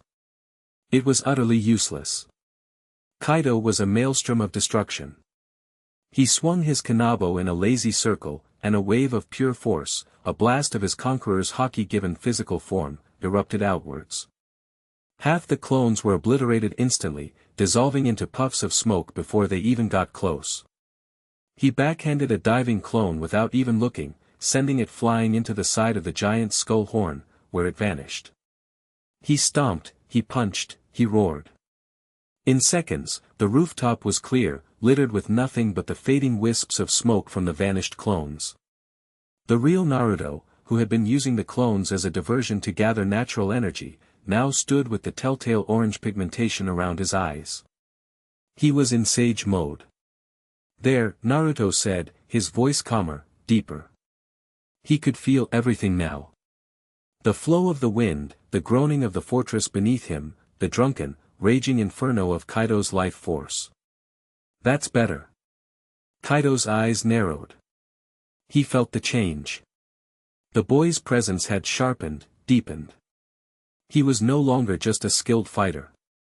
He was one with the world around him. Sage mode, is it? Jiraiya had a similar trick. It didn't save him, either. Let's see if it saves me, Naruto said, and vanished. He was moving with a speed that was now on a different level. Sage mode amplified his physical abilities exponentially. He appeared at Kaido's side, his fist drawn back. He wasn't aiming for a knockout. He was testing the defenses. Frog kata. His fist shot out, but it was surrounded by an aura of natural energy, an invisible extension of his own body. Even if Kaido dodged the fist, the aura would strike him. Kaido didn't dodge. He just stood there and took the punch. The blow landed squarely on his ribs with a deep, resonant thud. The aura of natural energy slammed into him. For the first time, Kaido grunted, a flicker of surprise in his eyes. He had felt that. It was like being hit by a slab of granite. He slid back a few inches, his Geta sandals carving grooves in the roof tiles. Naruto used the recoil to launch himself into the air, his hands already forming a new technique. A sphere of swirling chakra appeared, and with a screech of wind, four sharp blades erupted from it. Wind style, Raisin Shuriken. He hurled it. The spinning shuriken of pure chakra flew through the air, its high-pitched shriek a promise of cellular-level destruction. Kaido watched it come, a look of genuine interest on his face. Now that's a real attack. He didn't try to dodge it. He didn't block it with his club. He took a deep breath, his chest swelling to an impossible size. He leaned his head back and roared. Burrow breath. A torrent of pure, incandescent energy, a beam of thermal destruction, erupted from his mouth. It wasn't fire, it was hotter, more focused, a blast of raw power that could vaporize a mountain. The Raisin Shuriken, one of Naruto's most powerful techniques, met the burrow breath head-on. For a split second, the two attacks battled for dominance, a swirling vortex of wind and a searing beam of heat. Then, the Raisin Shuriken was simply overwhelmed, consumed, and annihilated. The burrow breath continued on, undiminished, straight for Naruto. Naruto's eyes widened. He crossed his arms, pouring every ounce of sage chakra he could muster into a defensive stance. The beam hit him. The world became white-hot pain. It was like being plunged into the sun. The energy scoured him, burning away his sage mode, vaporizing his yukata, and searing his skin. He was blasted out of the sky, a smoking comet, and crashed back down onto the rooftop with enough force to shatter the tiles for 100 feet around him. He lay in the crater, smoke rising from his body, his skin blistered and red. His Uzumaki healing factor, amplified by the dregs of Sage Mode, was already working, stitching his burned skin back together, but the pain was immense. He coughed, a plume of black smoke escaping his lungs. Kaido lowered his head, a thin trail of smoke curling from his lips. Impressive. Anyone else would be a pile of ash. You're tough, boy. I'm starting to like you. He started walking towards the crater. But toughness only gets you so far. It's time I got serious. His body began to contort. He grew, his human form melting away, replaced by something far larger, far more ancient. Blue scales, the color of a midnight sky, spread across his form. His body elongated into a massive, serpentine shape, his limbs shrinking, his face morphing into the noble, terrifying visage of an eastern dragon. He was a colossal being, hundreds of meters long, his body coiling and uncoiling in the air, obscuring the moon. He was Kaido, the king of the beasts, in his true form. His voice boomed from the heavens, a sound that was both a roar and a word. You wanted to see a dragon? This is a dragon. Naruto pushed himself up, his body screaming in protest. He looked up at the colossal creature that filled the sky, at the being whose very presence seemed to warp the laws of reality. He felt a surge of despair, but it was quickly crushed by a hot, defiant anger. You call that a dragon? A voice whispered in his mind. It was the voice of the Ryujin, the ancient, primal instinct that now lived in his soul. You call that brute force and mindless destruction the heart of a dragon? Pathetic. Naruto stood up, his burns already healing, his eyes burning with a new fire. You're not a dragon, he yelled, his voice raw but strong. You're just a big lizard with a drinking problem. Kaido's massive reptilian eye swiveled to focus on him. A low growl rumbled in his chest, a sound like an avalanche. Insolent whelp. You want to see a real dragon? Naruto roared, his voice suddenly layered with a divine resonance. I'll show you a real dragon. He let go. He stopped holding back, stopped trying to parse the human from the beast, the ninja from the god. He embraced the power he had eaten. His transformation was instantaneous. There was no pain this time, only an explosion of pure, azure light. Where the blonde ninja had stood, a new creature now coiled. He was smaller than Kaido, sleeker, more elegant. His scales were the color of a sunlit sea, shimmering with an inner luminescence. His horns were a brilliant gold, crackling with storm energy. His wings were feathered, like an archangel's, and his eyes were pure, molten gold, burning with an ancient, focused intelligence. He was the Ryujin, a god of storms and water, a creature of myth made flesh. For a moment, the two dragons just stared at each other. The colossal, midnight blue tyrant and the smaller, radiant azure deity. It was a clash of philosophies made manifest. The dragon of conquest versus the dragon of protection. So, that's your true form, Kaido rumbled, a hint of genuine awe in his voice. A divine beast. The fruit you ate, it was a special one. It was wasted on a shelf, Naruto's voice boomed, a chorus of wind and thunder. It was waiting for someone who understood what being a dragon really means. Kaido roared in fury and lunged, his massive body a descending mountain. He swung his colossal tail like a whip, an attack that could level a city. Naruto didn't try to meet it. He shot upwards, his feathered wings beating the air, ascending with impossible speed. The tail smashed into the rooftop, sending a fissure racing across the entire skull of Onigashima. You can't just run. Kaido bellowed. Who's running? Naruto replied. He folded his wings and dove, coiling his body like a spring. He flew straight at Kaido's massive head, his own smaller form a blue and gold missile. He combined his powers. As he dove, he gathered natural energy, the orange markings of Sage Mode appearing even on his draconic face. He opened his mouth, and a spiraling sphere of pure sage chakra, a Rasengan, formed between his jaws. He was fusing the pinnacle of his ninja arts with the raw power of his divine form. Kaido saw the attack coming and fired another burrow breath, a concentrated beam of destruction. Naruto didn't dodge. He flew straight into it, the sage-infused Rasengan acting as a shield. The two attacks met, and this time, the Rasengan held. It drilled into the burrow breath, the spiraling energy carving a path through the thermal beam. Dragon Sage Art, Rasenfang. He broke through the beam and slammed the Rasengan directly into Kaido's face. The impact was titanic. The Rasengan exploded, and Kaido's colossal head was thrown backward with a roar of pain and surprise. Several of his thick scales cracked, and one of his long, whisker-like barbels was torn clean off. Naruto shot past him, circling high into the sky. He had done it. He had wounded the beast. Below, on the lower floors of the fortress, the battle raged on. But everyone, rebel and pirate alike, felt the shockwave of the blow that had just landed on the roof. They looked up, their hearts in their throats. Yamato, fighting alongside the minx, saw a flash of golden energy and a familiar azure streak. A fierce, proud grin split her face. "Go, Naruto."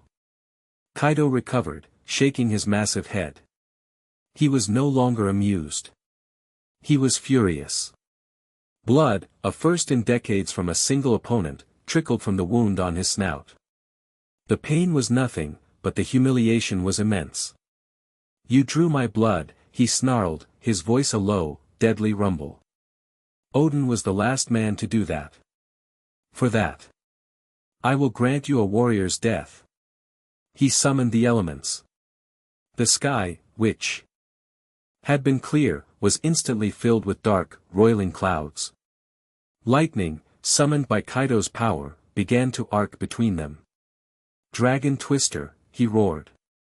He began to spin his colossal body, creating a series of massive, destructive tornadoes that descended from the clouds, their tips armed with razor-sharp wind blades.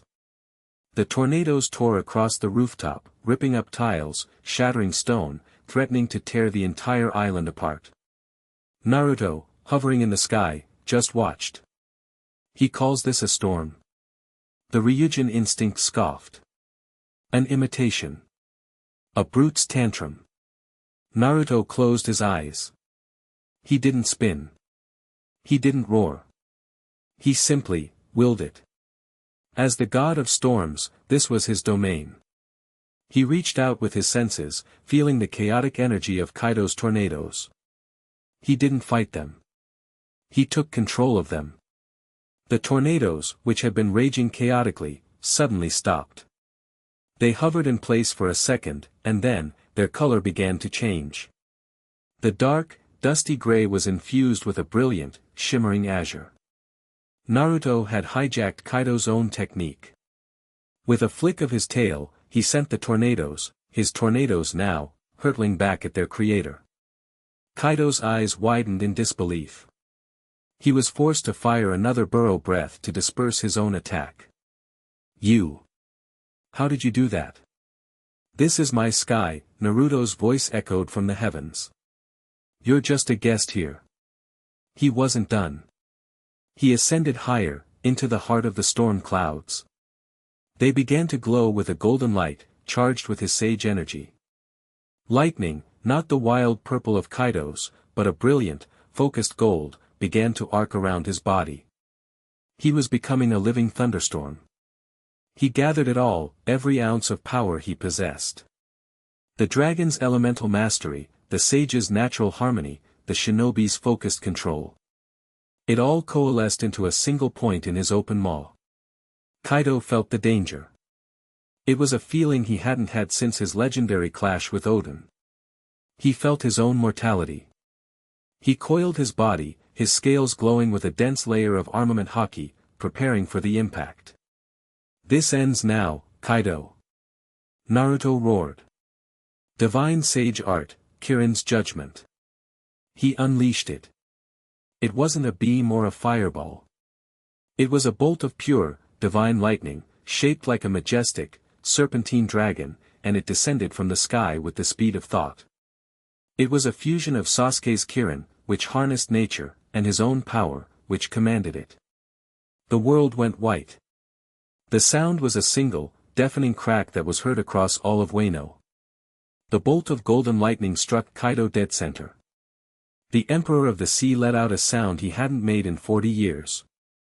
A genuine, agonized scream of pure pain.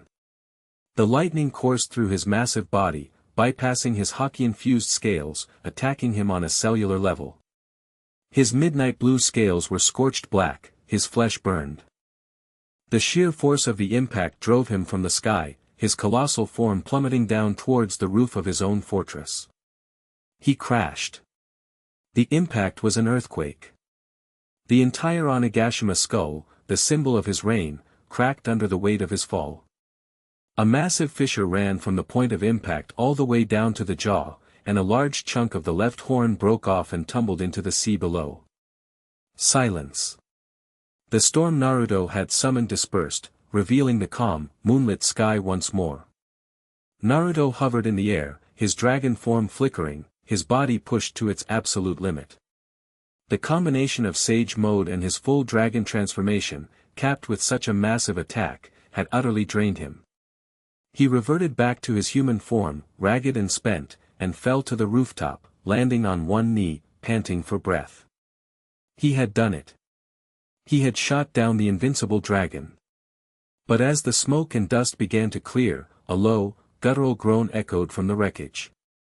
Slowly, painfully, the massive form of Kaido began to stir. He was horribly wounded, his body a mass of burns and scorched scales, but he was alive. His legendary toughness, his mythical endurance, was truly on another level. He shifted, his dragon form melting away, leaving his human form lying in the crater. He pushed himself to his feet, swaying, his body steaming. A deep, gushing wound was carved into his chest, right over his old, X-shaped scar from Odin. It was a fresh scar, shaped like a lightning bolt, a permanent mark of his defeat. He looked at Naruto, who was struggling just to stay on his knee. Kaido wasn't smiling anymore. His face was a mask of cold, sober fury. "You have Odin's spirit," he growled, his voice a low rasp. "The same foolish, indomitable will." He took a staggering step forward, raising his kanabo, which he had never let go of. It was now coated in a layer of Conqueror's Haki so thick it seemed to be devouring the very light around it. "And like Odin, you made one fatal mistake."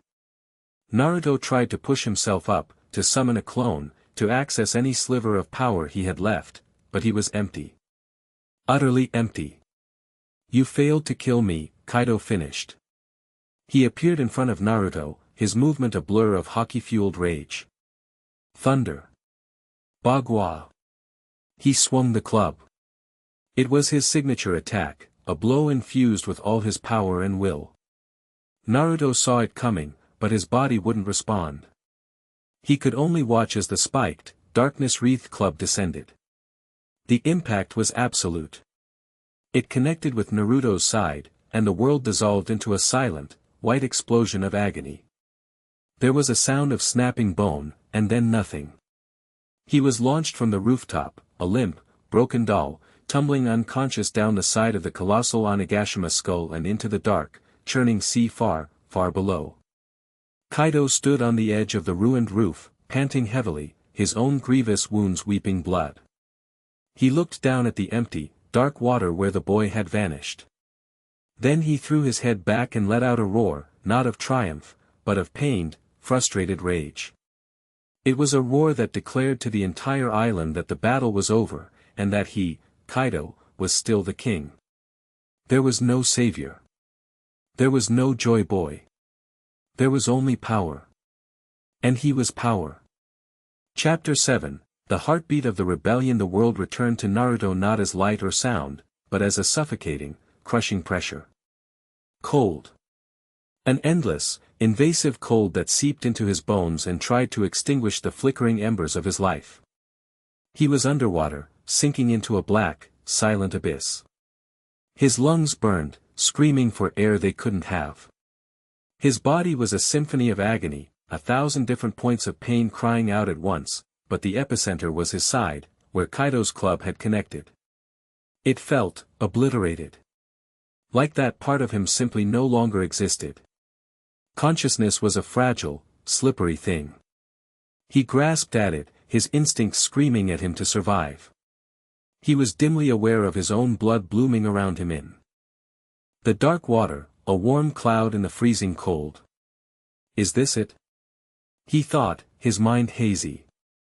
After everything. I'm going to drown. The irony was a bitter pill. The dragon god of water, defeated by the sea. He felt the last of his air escape his lips in a stream of desperate bubbles. The burning in his lungs subsided, replaced by a strange, peaceful calm. The darkness was starting to look warm, inviting. It would be so easy to just let go. Then, a flicker. A memory. Hiyori's face, tears tracking through her makeup as she whispered her real name. Yamato's brilliant, defiant grin as she declared herself Odin. The old man in the flower capital, bowing in gratitude. The roar of the Udon prisoners as they tasted freedom for the first time in years. Promises made. A world he'd left behind. A new one he had sworn to protect. No. The thought was a spark of defiance in the encroaching darkness. Not yet. He tried to move, to swim, but his limbs were leaden, unresponsive. His body was broken. But something else answered his call. The Ryujin power, the stolen fire that was now irrevocably part of him, stirred. It was a faint flicker, a pilot light where a furnace had been, but it was there. A single, shimmering azure scale appeared on the back of his hand, then another. It wasn't a transformation, but a desperate, final act of self-preservation. Just as his vision began to fade completely, a new light pierced the gloom from above. A warm, golden-orange glow that pulsed with a gentle, healing rhythm. It wasn't the harsh light of the sun, but something softer, kinder. A shadow descended through the water towards him, surrounded by flames that burned without heat, flames of pure life energy. A figure, wreathed in blue and orange fire, its form that of a majestic phoenix, swooped down. Talons, gentle but firm, wrapped around his broken body, halting his descent. He was being lifted. Pulled from the grave. His last conscious thought was of the absurdity of it all. A fox, a dragon, and now a phoenix. This world was a menagerie of myths. His rescue was not entirely unnoticed. From a hidden cove carved into the base of Onigashima, a figure watched the strange, fiery bird ascend from the waves with the unconscious blonde boy in its talons. It was Ultai. She had found Page 1, battered but alive, washed up on the shore, and had dragged him into the cave to recover. She had seen Naruto fall, a shooting star of defeat. A part of her, the brutal beast pirate part, had felt a vicious satisfaction. But another, newer part of her felt a strange, unsettling pang of something else. She saw the phoenix flying away, towards the main island of Wano. She watched it go, her expression a complex storm of anger, confusion, and a grudging respect she still refused to name. She looked at her sleeping brother, then back at the empty sky. Stupid, goody two-shoes, show off, moron, she muttered to herself, turning her back on the sea. She had pointed the strange bird in the right direction, by accident, yelling insults at it that just so happened to provide a clear vector away from any beast pirate patrols. It was a stupid, impulsive act, and she didn't know why she'd done it. She just knew that the thought of Kaido getting his hands on the blonde idiot again left a sour taste in her mouth. She chalked it up to wanting a rematch and tried to ignore the fluttering in her chest. Pain. That was the first thing Naruto became aware of. A deep, grinding pain that radiated from his ribs, his chest, his very soul. He was lying on something soft, a futon, and the air smelled of dried herbs and antiseptic. A cool, damp cloth was on his forehead. He tried to open his eyes, but his lids were heavy as stone. He heard voices, hushed and urgent. Horrible. His entire left side is crushed. Multiple ribs are shattered, some have pierced his lung. His chakra network is in chaos. I've never seen anything like it. The voice was male, familiar. One of the minks. Marco's flames are keeping him stable, a second voice said, this one female. Strong, and full of worry. Yamato. But they can only do so much. His own healing ability seems to be fighting against itself. It's like two different systems trying to patch the same wound. A third voice, soft and melodic, cut through the haze. Hiyori. He will live. He has to. Naruto managed a groan, a sound that felt like it was scraped from the bottom of his lungs. The voices stopped. He felt a cool, gentle hand on his cheek. Naruto-san. Hiyori's voice was right beside his ear, a soft whisper. Can you hear me? He forced his eyes open. The world was a blurry mess of color and light. He was in a small, dimly lit room. The faces of Yamato and Hiyori swam into focus above him. Yamato's face was etched with a frantic concern that sat strangely on her usually boisterous features. Hiyori's was a mask of stoic resolve, but her eyes betrayed a deep, profound fear. Standing behind them was a man with a pineapple-shaped tuft of blonde hair and a weary, patient expression, Marco the Phoenix. Welcome back to the land of the living, Yua, Marco said, his tone casual but his eyes sharp and analytical. What happened? Naruto rasped, his throat dry. You fought my father, Yamato said, her voice tight. You almost won. We saw it from below. You knocked him out of the sky. But he got back up. He announced his victory to the whole island, Hiyori added, her voice trembling slightly. The morale of our forces, it's shattered. Many are retreating. The scabbards are trying to rally them, but, seeing you fall, she couldn't finish the sentence. The weight of his failure crashed down on him, heavier than any physical injury. He had been their symbol, their hope. And he had been broken in front of everyone. He had let them all down. He tried to sit up, a surge of desperate energy pushing him. I have to get back. The fight's not over, an explosion of agony erupted in his chest, and he collapsed back onto the futon, gasping, his vision going white at the edges. Don't move, you idiot. Yamato scolded, her voice sharp with fear. She pushed him gently back down. You'll tear yourself apart. She's right, Marco said, his hand glowing with a soft, orange flame as he placed it on Naruto's chest. A soothing warmth spread through him, dulling the sharpest edges of the pain. Your body is a war zone. The dragon fruit energy is trying to heal you with brute force, rebuilding bone and muscle.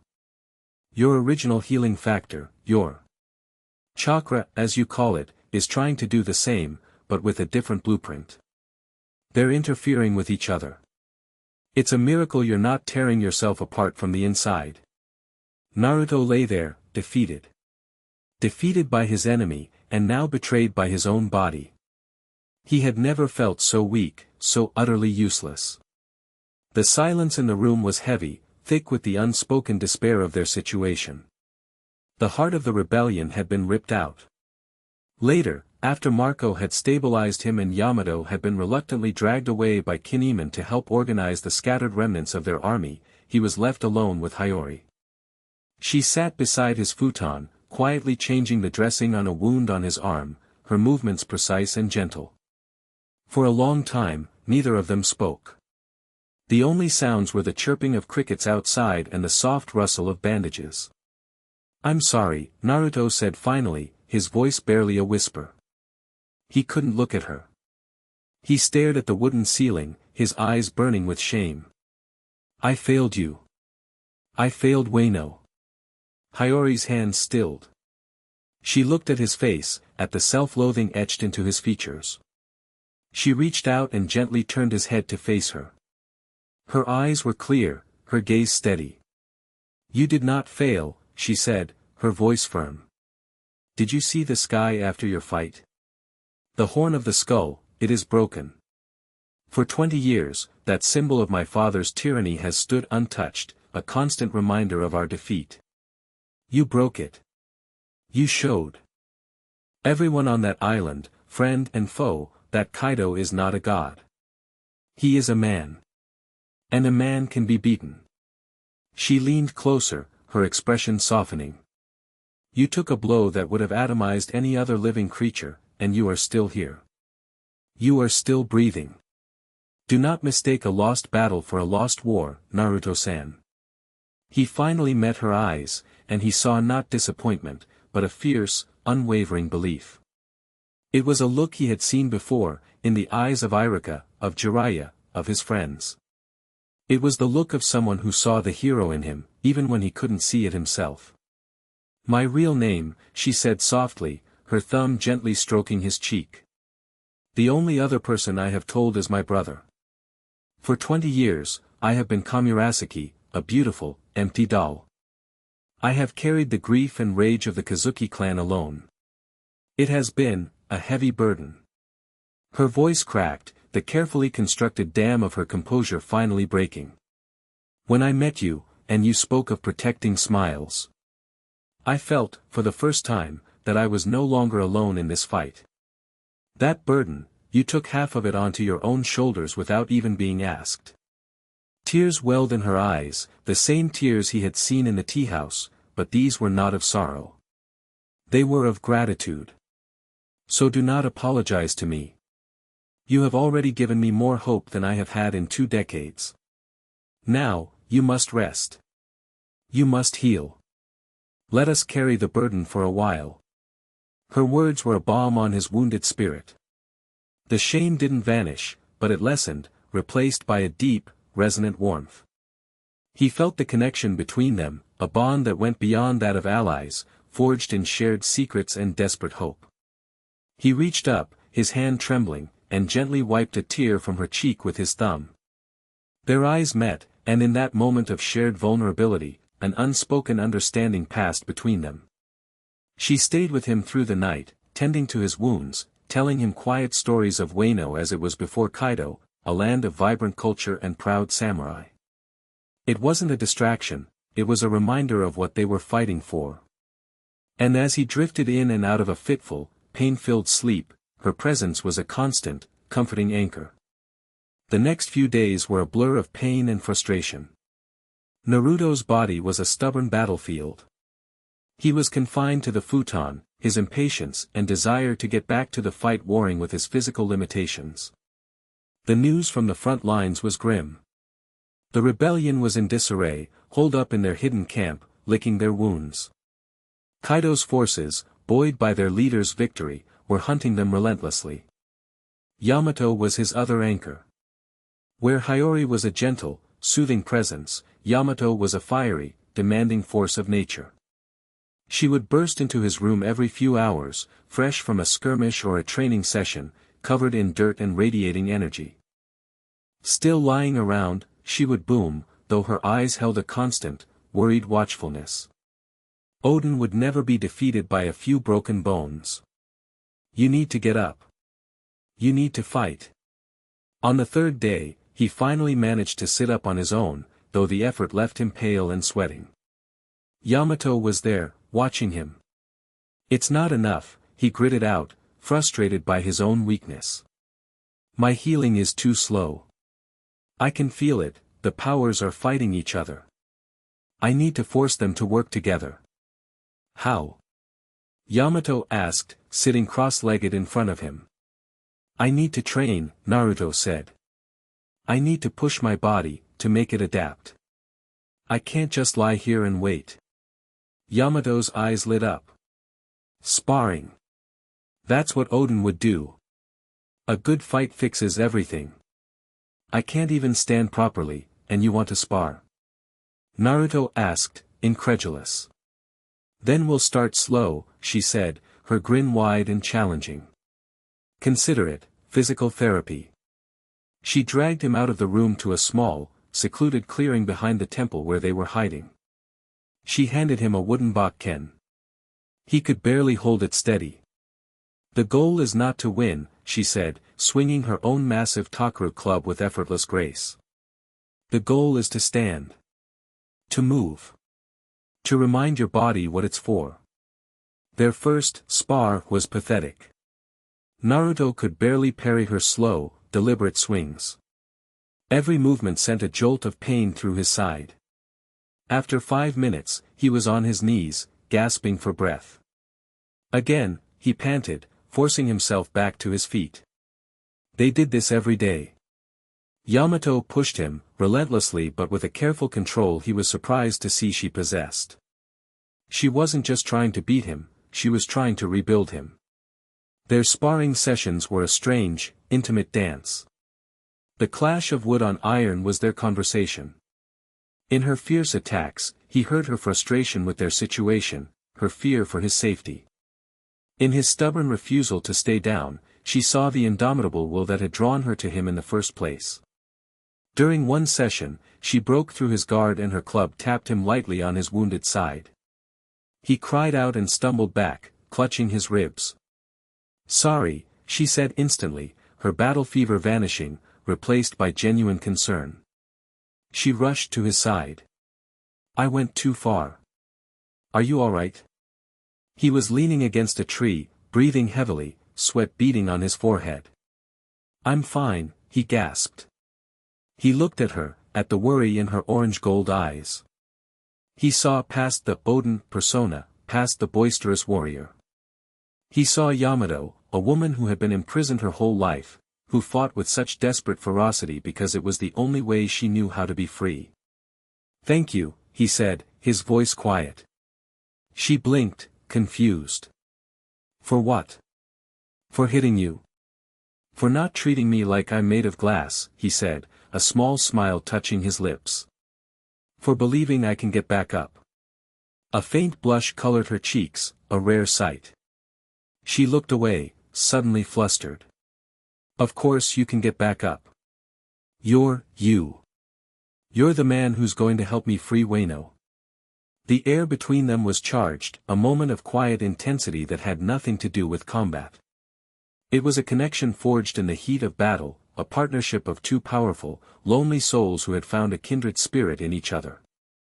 She was the immovable object, he was the unstoppable force, and together, they felt like they could shake the world. That evening, as he meditated under a waterfall, trying to force his warring energies into harmony, he felt it. A breakthrough.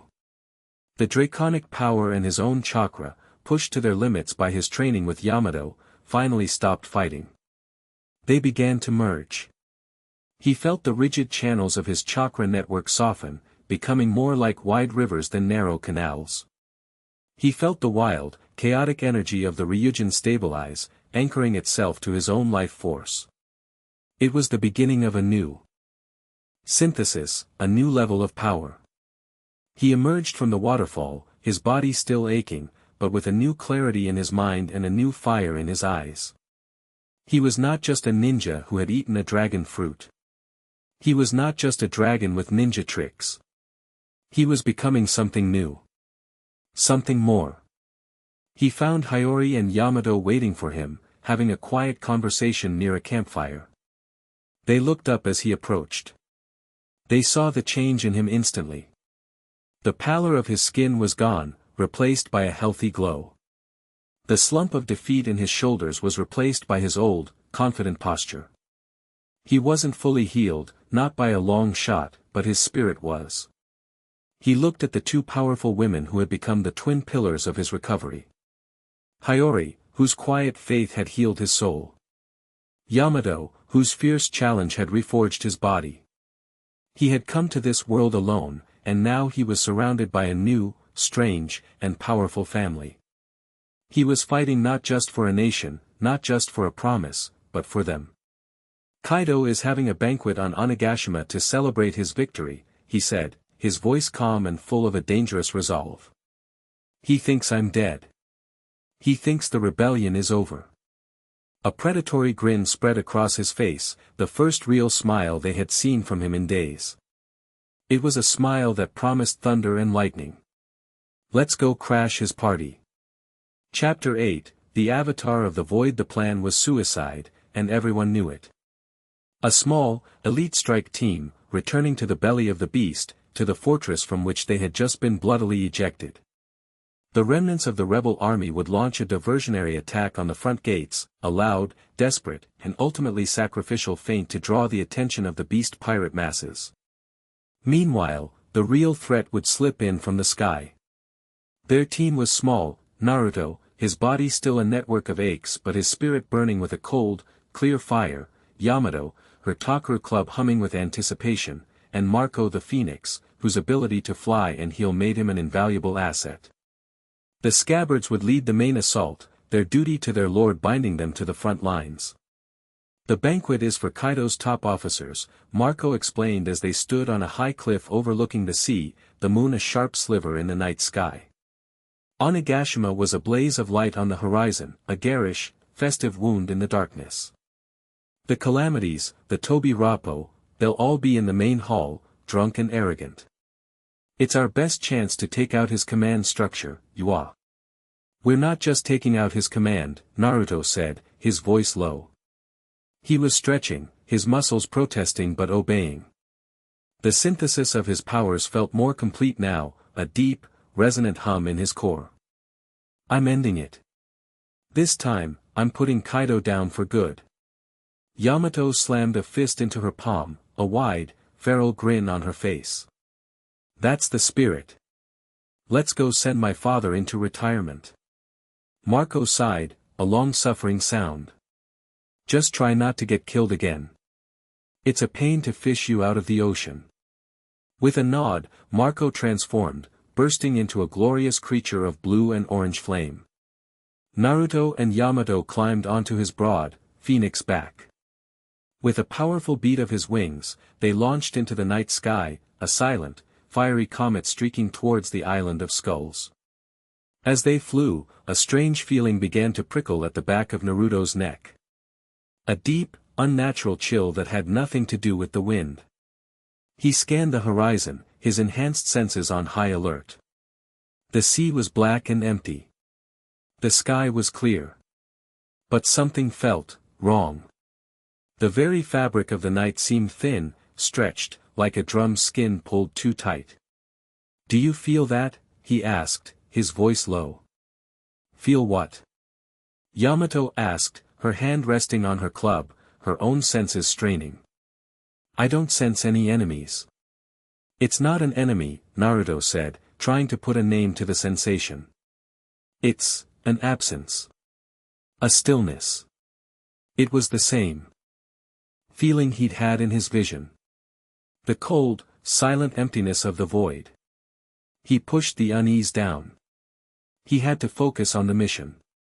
They landed silently on the damaged rooftop of the keep, in the deep shadows cast by the broken horn.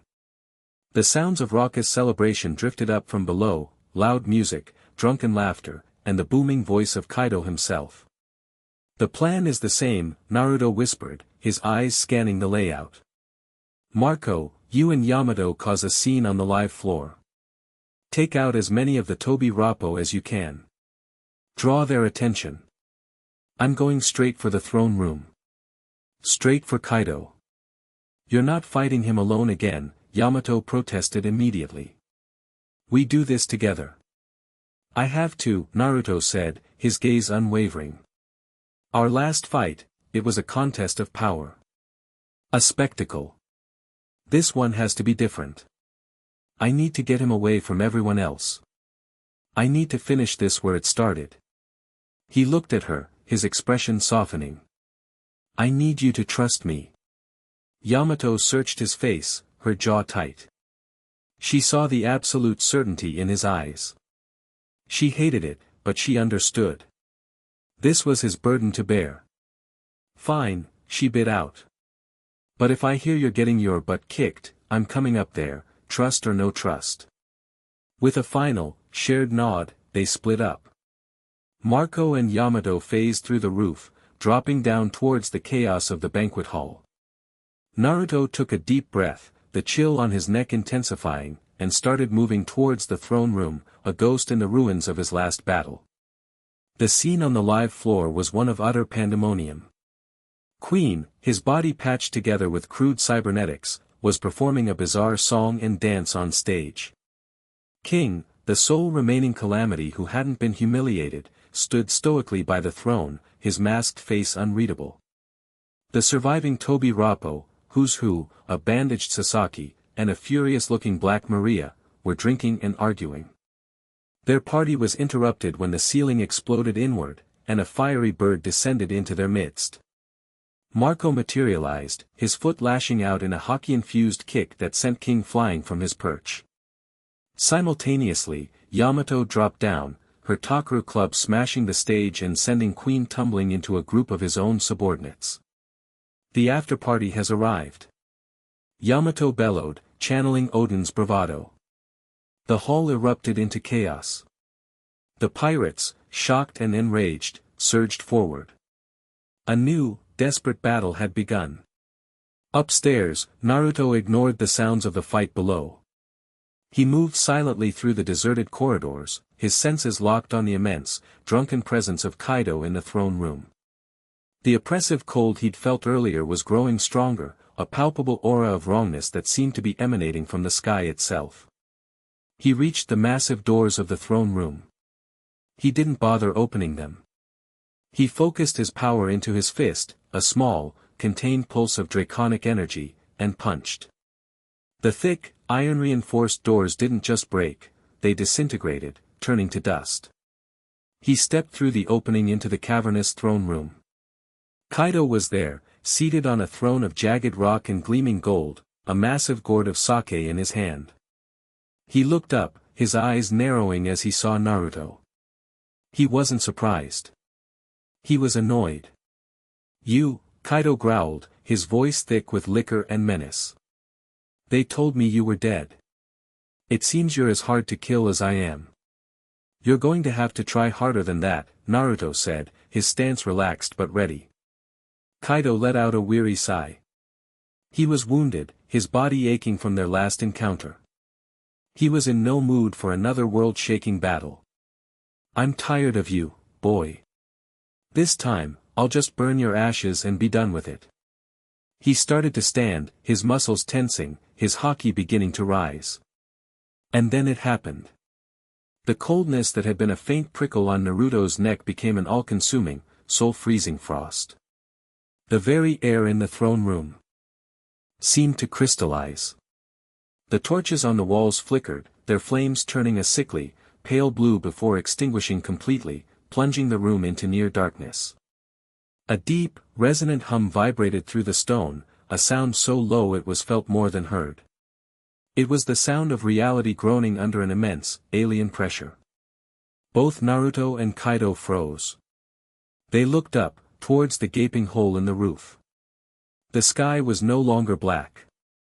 It was a swirling, star-filled void, the distant galaxies and nebulae visible with an impossible clarity, as if the atmosphere of the planet had simply vanished. And descending from that void, through the hole in the roof, was the source of the cold.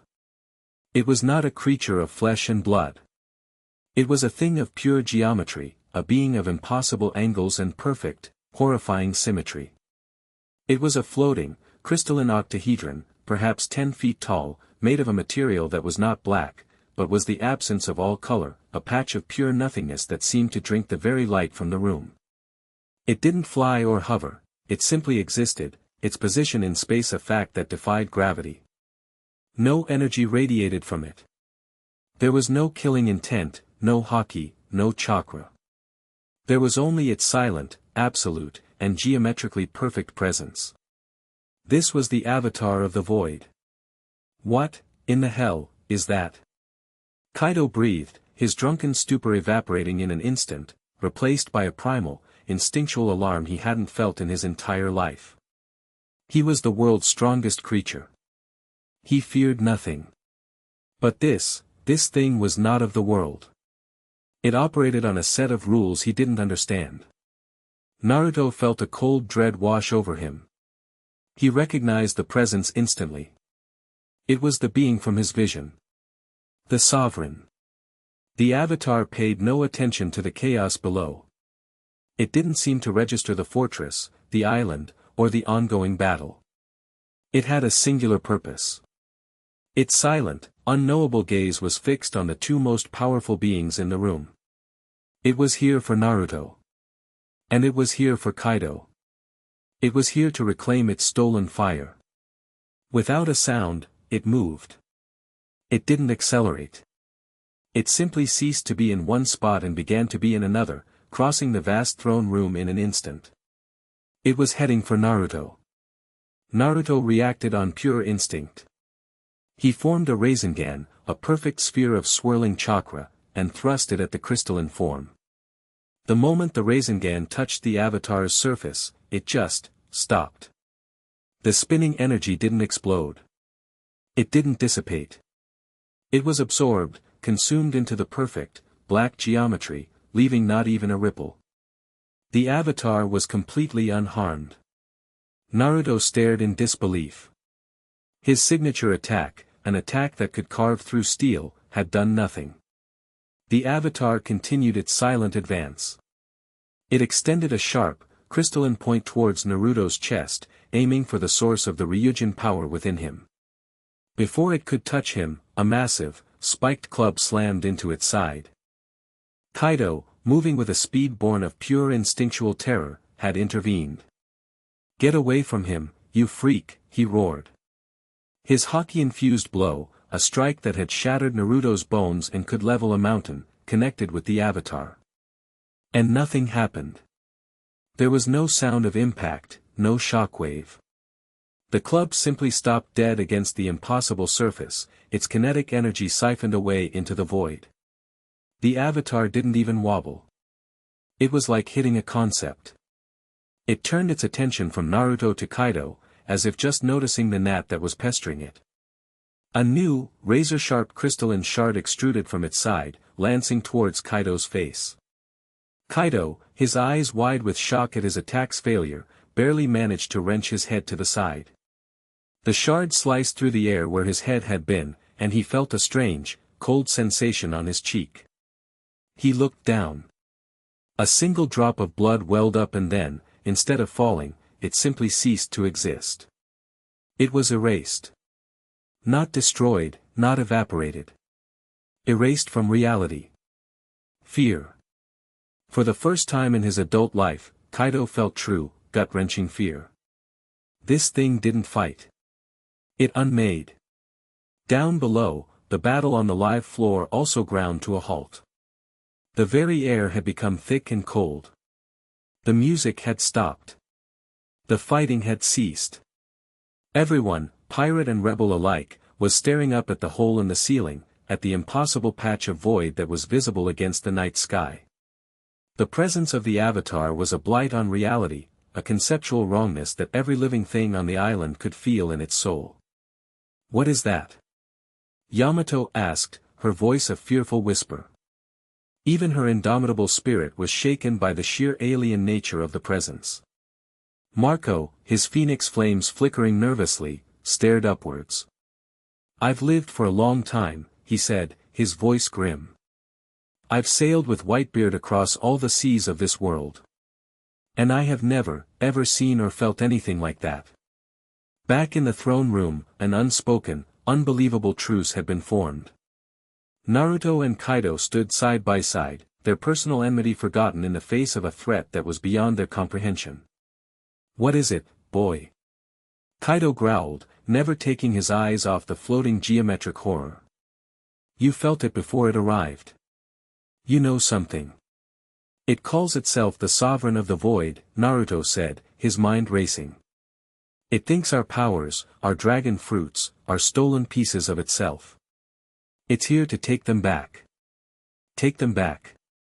Kaido scoffed, a hint of his old arrogance returning. "This power is mine. I earned it. No one takes anything from me." He roared and transformed, becoming the colossal azure dragon once more, his massive form filling the throne room.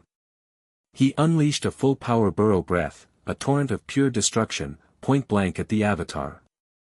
The beam of energy slammed into the crystalline form. For a moment, it looked like it might be working. The air around the avatar shimmered and warped. But then, the beam began to shrink, its energy being visibly siphoned into the black, geometric shape. In a matter of seconds, the entire burrow breath, an attack that could wipe a city off the map, had been completely and silently consumed. The avatar was not only unharmed, it seemed denser. Stronger. It fed on their attacks. It retaliated.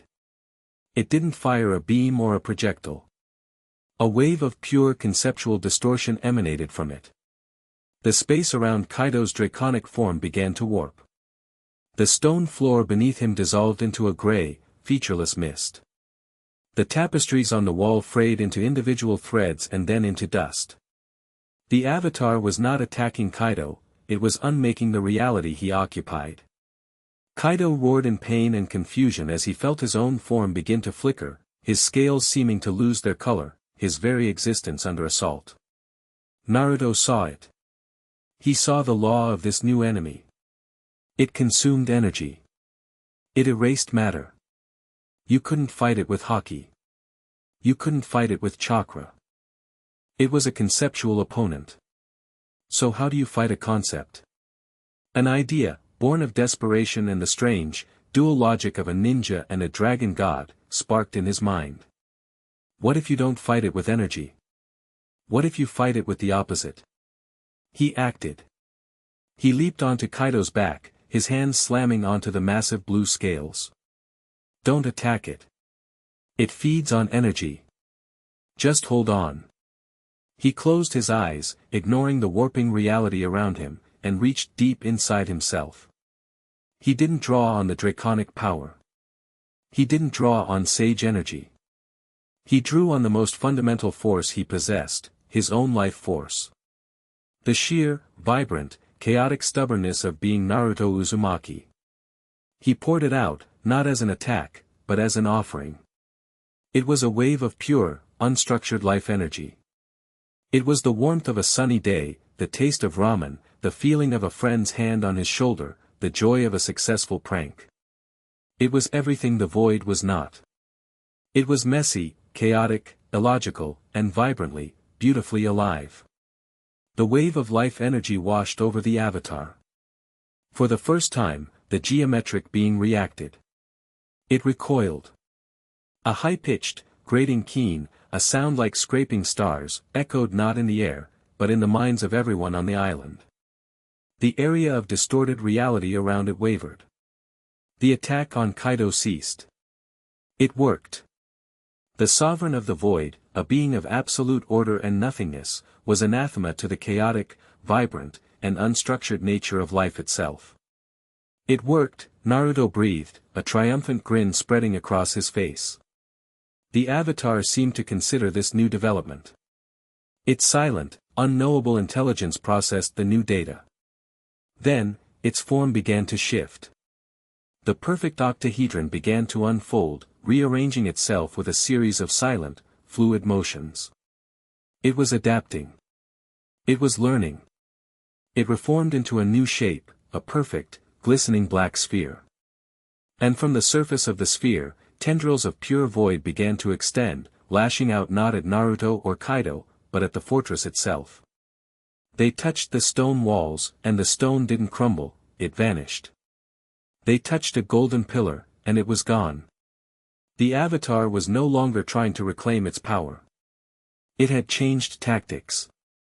It was now erasing the battlefield. It was going to unmake the entire island.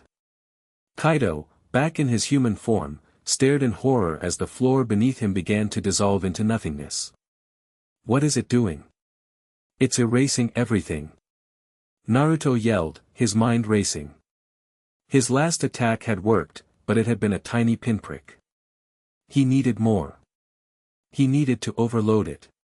He needed the biggest, most concentrated burst of life energy he could possibly create. He looked at Kaido, the tyrant, the monster, his sworn enemy. And in that moment, he saw not an enemy, but the only other being on this island who possessed the sheer volume of life force required for his insane plan. Kaido, he yelled over the rising keen of the void. I need your help. I need your power. Not your haki, not your breath attacks. I need your life force. All of it. Kaido stared at him as if he were insane. Help you? I'm going to kill you. You can try later. Naruto shot back, as a tendril of void erased the throne behind Kaido. If we don't stop this thing, there won't be a later. There won't be a Wano. There won't be anything. Kaido looked at the encroaching nothingness, at the silent, black sphere that was calmly unmaking his world. He looked at the determined, crazy-eyed blonde kid who was proposing the impossible. He let out a frustrated, enraged roar. For the first time, the king of the beasts was backed into a corner, not by a fist or a sword, but by a problem he couldn't punch. Fine, he bellowed. What do you want me to do, brat?